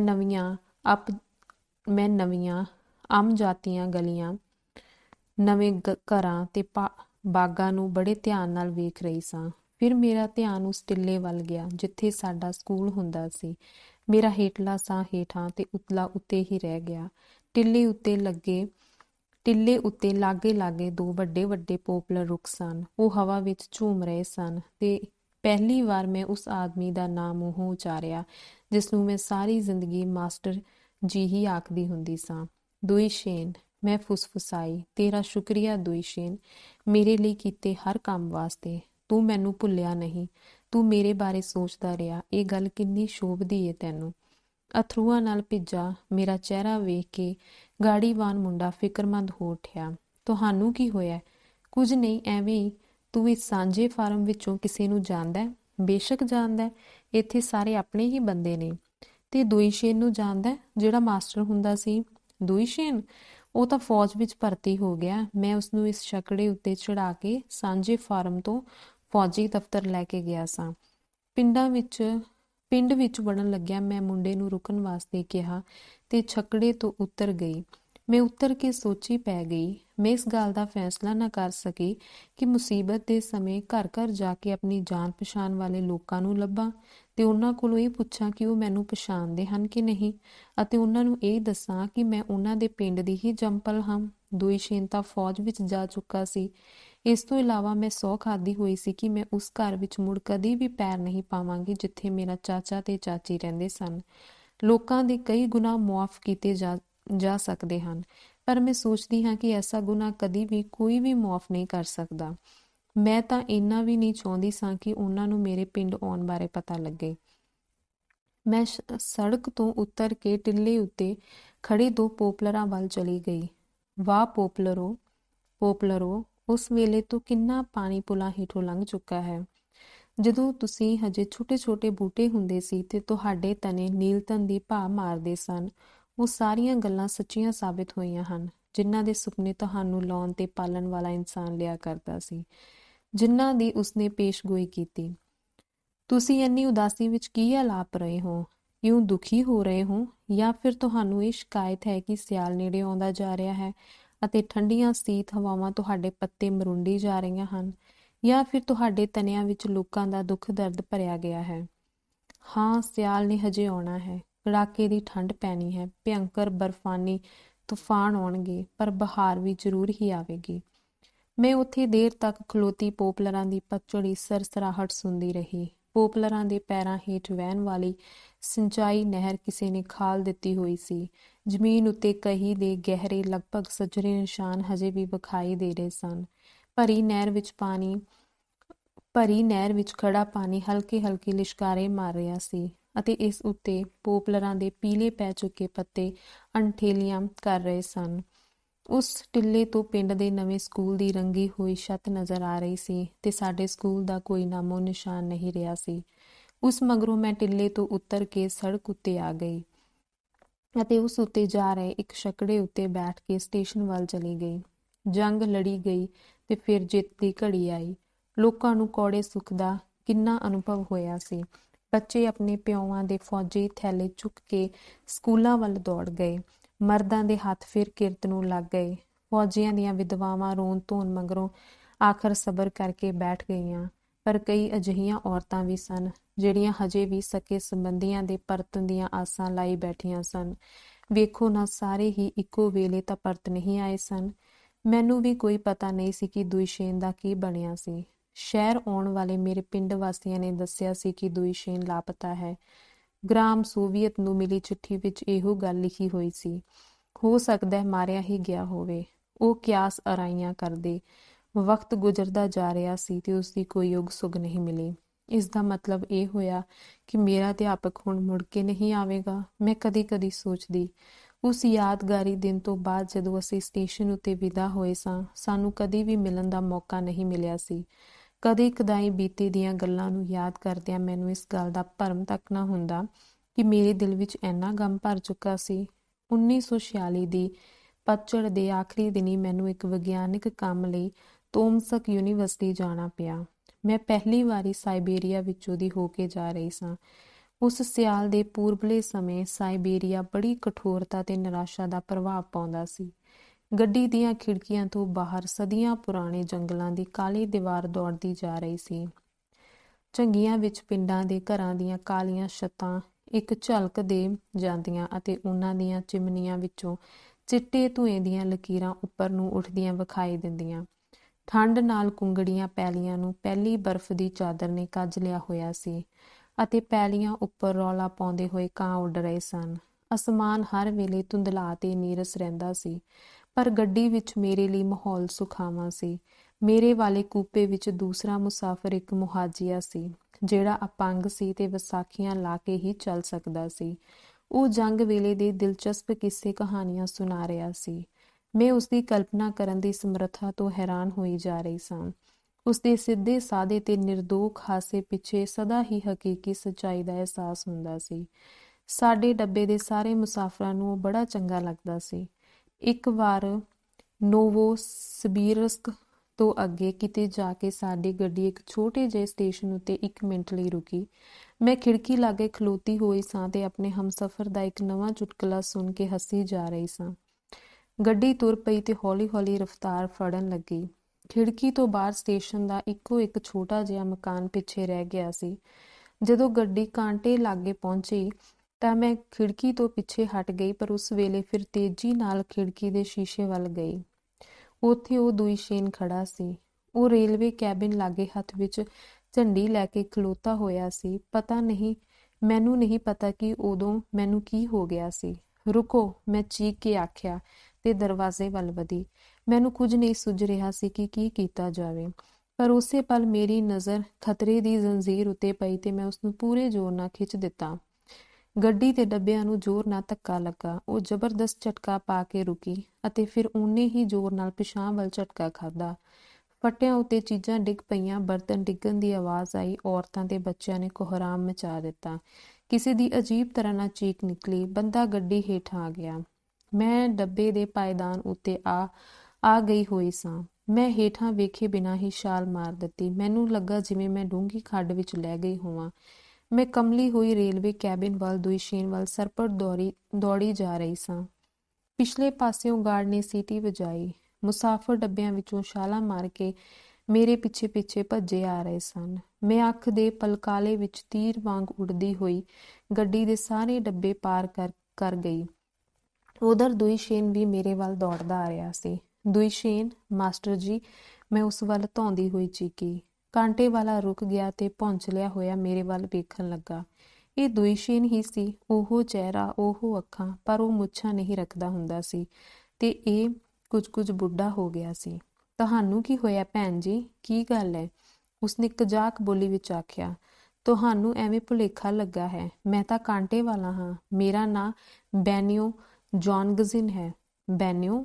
ਮੈਨੂੰ ਨਹੀਂ ਪਤਾ ਕਿ ਉਦੋਂ ਮੈਂ ਦੁੱਖ, ਦਰਦ ਤੇ ਸ਼ਰਮ ਕਾਰਨ ਚਿਲਾਈ ਕਿਉਂ ਨਾ। ਮੈਂ ਇਹ ਕੀ ਕਰ ਬੈਠੀ ਸਾਂ? ਮੈਂ ਹੱਥਾਂ ਨਾਲ ਆਪਣਾ ਚਿਹਰਾ ਢੱਕ ਲਿਆ ਤੇ ਊਂਦੀ ਪਾ ਲਈ। ਮੈਨੂੰ ਧਰਤੀ ਨਿਗਲ ਕਿਉਂ ਨਾ ਗਈ? ਮੈਨੂੰ ਕਾਂਟੇ ਵਾਲੇ ਕੋਲੋਂ ਮੁਆਫ਼ੀ ਮੰਗਣੀ ਚਾਹੀਦੀ ਸੀ। ਲੋਕਾਂ ਸਾਹਮਣੇ ਖਿਮਾ ਦੀ ਜਾਚਕ ਹੋਣਾ ਚਾਹੀਦਾ ਸੀ। ਪਰ ਮੈਂ ਪੱਥਰ ਵਾਂਗ ਚੁੱਪ ਗੜੁੱਪ ਖੜੀ ਰਹੀ। ਪਤਾ ਨਹੀਂ ਕਿਉਂ ਦੌੜ ਕੇ ਆਏ ਹੋਏ ਮੁਸਾਫਰਾਂ ਦੀ ਭੀੜ ਵੀ ਬੜੀ ਚੁੱਪਚਾਪ ਖੜੀ ਸੀ।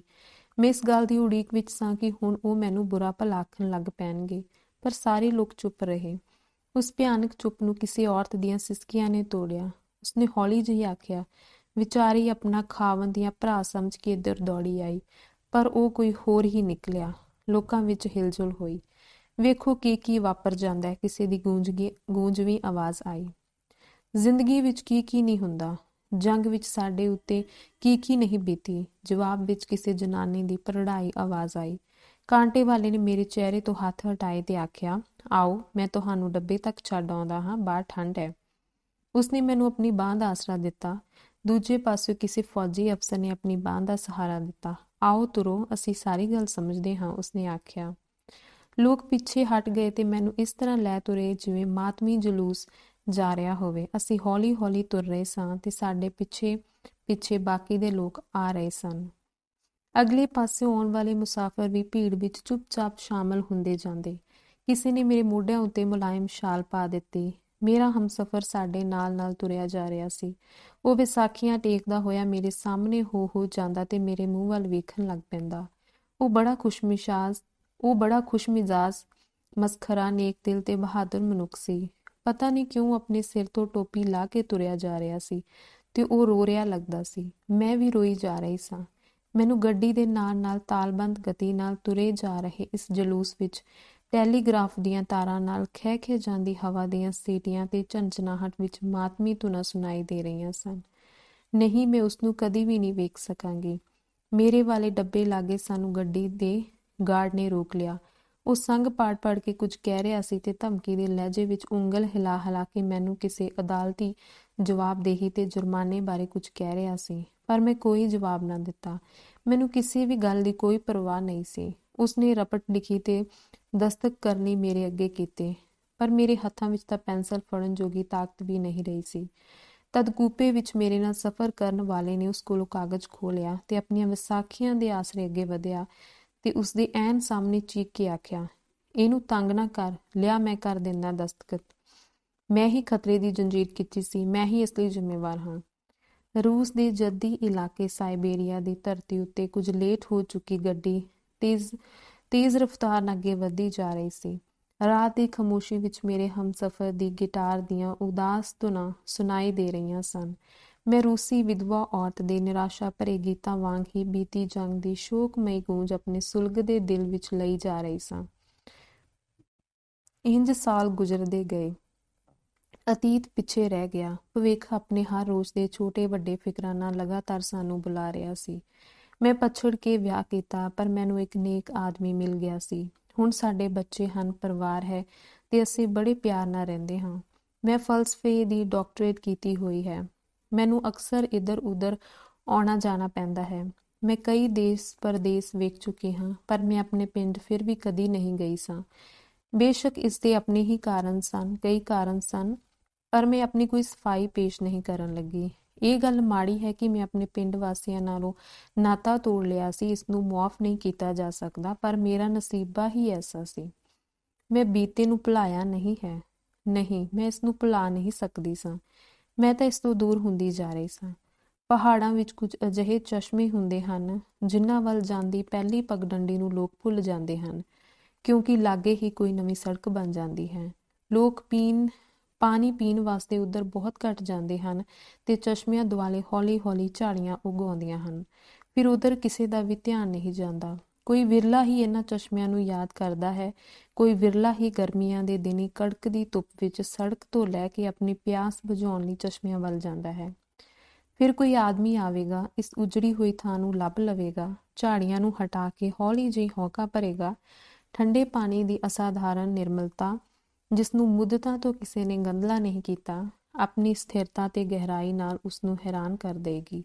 ਉਹ ਮਨੁੱਖ ਇਸ ਚਸ਼ਮੇ ਦੇ ਪਾਣੀ ਵਿੱਚ ਆਪਣੀ ਸੂਰਜ, ਅਸਮਾਨ ਤੇ ਪਹਾੜਾਂ ਦੀ ਝਲਕ ਦੇਖੇਗਾ ਅਤੇ ਸੋਚੇਗਾ ਕਿ ਐਸੀਆਂ ਥਾਵਾਂ ਨੂੰ ਨਾ ਜਾਣਨਾ ਪਾਪ ਹੈ। ਲੋੜ ਇਸ ਗੱਲ ਦੀ ਹੈ ਕਿ ਆਪਣੇ ਸਾਥੀਆਂ ਨੂੰ ਇਸ ਬਾਰੇ ਦੱਸਿਆ ਜਾਵੇ। ਉਹ ਇਸ ਤਰ੍ਹਾਂ ਸੋਚੇਗਾ ਤੇ ਅਗਲੀ ਵਾਰੀ ਆਉਣ ਤੱਕ ਇਸ ਗੱਲ ਨੂੰ ਭੁੱਲ ਜਾਵੇਗਾ। ਹਾਂ, ਜ਼ਿੰਦਗੀ ਵਿੱਚ ਕਦੀ-ਕਦੀ ਇਸ ਤਰ੍ਹਾਂ ਵੀ ਹੁੰਦਾ ਹੈ। ਇਹਨਾਂ ਚਸ਼ਮਿਆਂ ਦਾ ਚੇਤਾ ਮੈਨੂੰ ਪਿੱਛੇ ਜਿਹੇ ਹੀ ਆਇਆ ਜਦੋਂ ਮੈਂ ਪਿੰਡ ਗਈ ਹੋਈ ਸਾਂ। ਤੁਸੀਂ ਉਦੋਂ ਸ਼ਾਇਦ ਬੜੇ ਹੈਰਾਨ ਹੋਏ ਹੋਵੋਗੇ ਜਦੋਂ ਮੈਂ ਕੁਰਕੁਰੇਊ ਤੋਂ ਇੰਨਾ ਅਚਾਨਕ ਚਲੀ ਗਈ ਸਾਂ ਕਿ ਉਦੋਂ ਮੈਂ ਲੋਕਾਂ ਨਾਲ ਇਹ ਸਾਰੀ ਗੱਲ ਨਹੀਂ ਕਰ ਸਕਦੀ ਸਾਂ। ਨਹੀਂ ਕਰ ਸਕਦੀ ਸਾਂ। ਮੈਂ ਬੜੀ ਪਰੇਸ਼ਾਨ ਹੋ ਗਈ ਸਾਂ। ਮੈਂ ਬੜੀ ਸ਼ਰਮਸਾਰ ਹੋ ਗਈ ਸਾਂ। ਮੈਨੂੰ ਆਪਣੇ ਆਪ ਤੋਂ ਸ਼ਰਮ ਆ ਰਹੀ ਸੀ। ਮੈਂ ਸਮਝ ਗਈ ਸਾਂ ਕਿ ਦੁਇਸ਼ੇਨ ਨੂੰ ਮਿਲ ਸਕਣਾ ਮੇਰੇ ਵਾਸਤੇ ਗੱਲ ਨਹੀਂ ਸੀ। ਮੇਰੇ ਵਿੱਚ ਦੁਇਸ਼ੇਨ ਦੀਆਂ ਅੱਖਾਂ ਨਾਲ ਅੱਖਾਂ ਮਿਲਾਉਣ ਦੀ ਵੀ ਹਿੰਮਤ ਨਹੀਂ ਸੀ। ਮੈਂ ਆਪਣਾ ਚਿੱਤ ਟਿਕਾਣੇ ਲਿਆਉਣ ਵਾਸਤੇ, ਆਪਣੀਆਂ ਸੋਚਾਂ ਨੂੰ ਇਕਾਗਰ ਕਰਨ ਵਾਸਤੇ ਉੱਥੋਂ ਚਲੇ ਜਾਣ ਦਾ ਫੈਸਲਾ ਕੀਤਾ।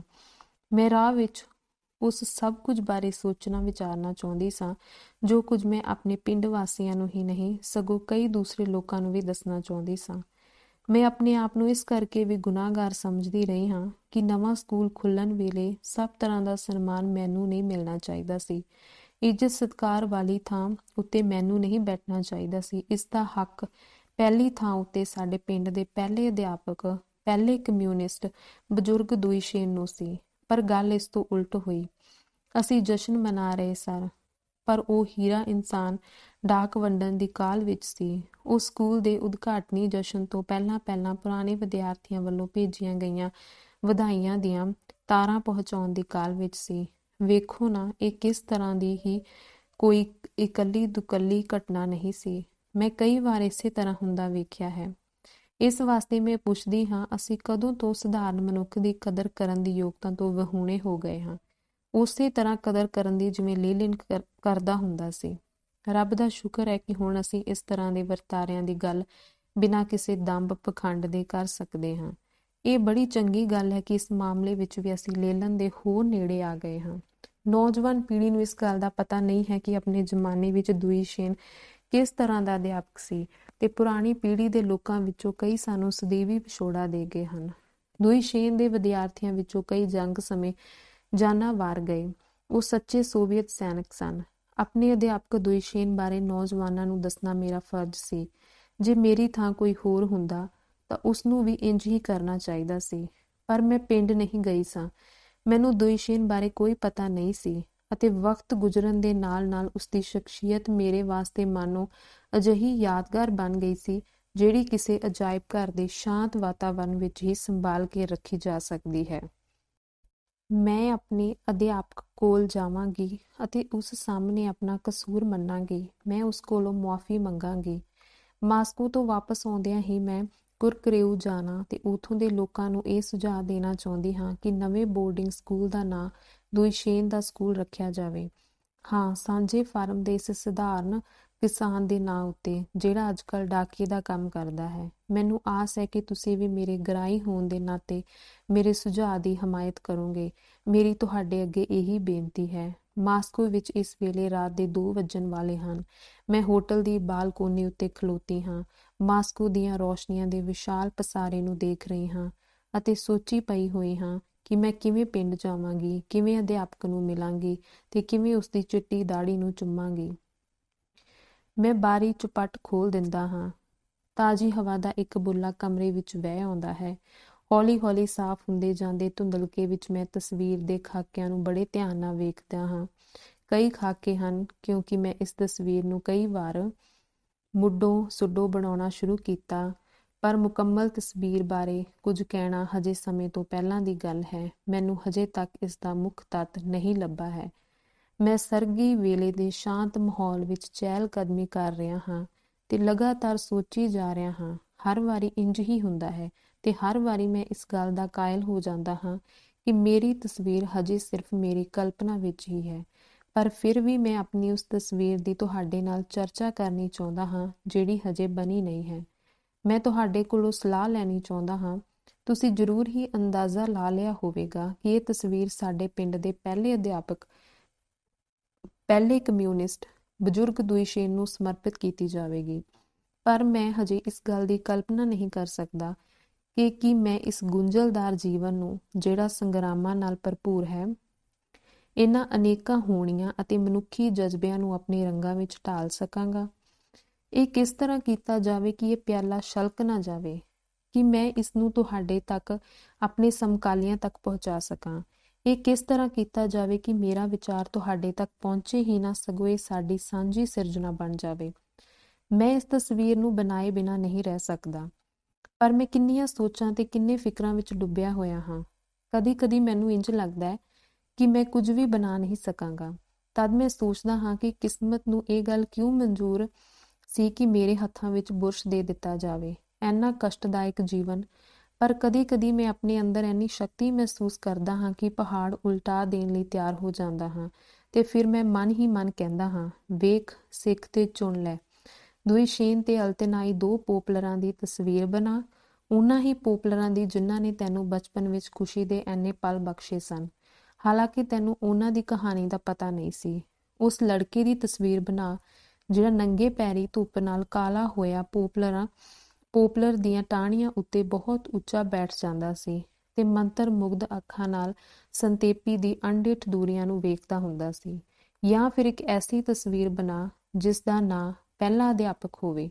ਹੋ ਸਕਦਾ ਹੈ ਕਿ ਇਸ ਵਿੱਚ ਉਹ ਪਲ ਚਿਤਰਿਆ ਜਾਵੇ ਜਦੋਂ ਦੁਈਸ਼ੇਨ ਬੱਚਿਆਂ ਨੂੰ ਚੁੱਕ-ਚੁੱਕ ਕੇ ਨਾਲੇ ਤੋਂ ਪਾਰ ਲਗਾਉਂਦਾ ਤੇ ਲਾਲ ਲੂੰਬੜੀ ਦੀਆਂ ਖੱਲ ਦੀਆਂ ਟੋਪੀਆਂ ਪਾਏ ਹੋਏ ਮੋਟੇ ਤਾਜੇ ਅਥਰੇ ਘੋੜਿਆਂ ਉੱਤੇ ਸਵਾਰ ਅਹਿਮਕ ਲੱਕ ਉਸਦੀ ਖਿੱਲੀ ਉਡਾਉਂਦੇ ਹੋਏ ਲਾਗੋਂ ਦੀ ਲੰਘ ਰਹੇ ਹਨ। ਜਾਂ ਫਿਰ ਉਸ ਵੇਲੇ ਦਾ ਚਿੱਤਰ ਬਣਾ ਜਦੋਂ ਅਧਿਆਪਕ ਅਲਤਿਨਾਈ ਨੂੰ ਸ਼ਹਿਰ ਭੇਜਣ ਲਈ ਵਿਦਾਈ ਦੇਣ ਗਿਆ ਸੀ। ਤੈਨੂੰ ਯਾਦ ਹੈ ਨਾ ਕਿ ਆਖਰੀ ਵਾਰ ਉਸਨੇ ਕਿਵੇਂ ਕੂਕ ਛੱਡੀ ਸੀ। ਇਸ ਤਰ੍ਹਾਂ ਦੀ ਤਸਵੀਰ ਬਣਾ ਕਿ ਉਹ ਦੁਈਸ਼ੇਨ ਦੀ ਕੂਕ ਵਾਂਗ ਹੀ, ਜਿਹੜੀ ਹਜੇ ਵੀ ਅਲਤਿਨਾਈ ਨੂੰ ਸੁਣਾਈ ਦੇ ਰਹੀ ਹੈ, ਹਰ ਇਨਸਾਨ ਦੇ ਦਿਲ ਨੂੰ ਟੁੰਬ ਲਵੇ। ਇਸ ਤਰ੍ਹਾਂ ਮੈਂ ਆਪਣੇ ਹੀ ਮਨ ਨਾਲ ਗੱਲਾਂ ਕਰਦਾ ਹਾਂ। ਮੈਂ ਆਪਣੇ ਹੀ ਮਨ ਨੂੰ ਕਈ ਗੱਲਾਂ ਕਹਿੰਦਾ ਹਾਂ, ਪਰ ਗੱਲ ਹਰ ਵਾਰੀ ਨਹੀਂ ਬਣਦੀ ਤੇ ਮੈਨੂੰ ਹੁਣ ਵੀ ਸਮਝ ਨਹੀਂ ਆ ਰਹੀ ਕਿ ਕਿਹੋ ਜਿਹਾ ਚਿੱਤਰ ਬਣਾਵਾਂ। ਪਰ ਇੱਕ ਗੱਲ ਮੈਂ ਬੜੀ ਚੰਗੀ ਤਰ੍ਹਾਂ ਜਾਣਦਾ ਹਾਂ, ਮੈਂ ਤਲਾਸ਼ ਕਰਦਾ ਰਹਾਂਗਾ। ਧੰਨਵਾਦ।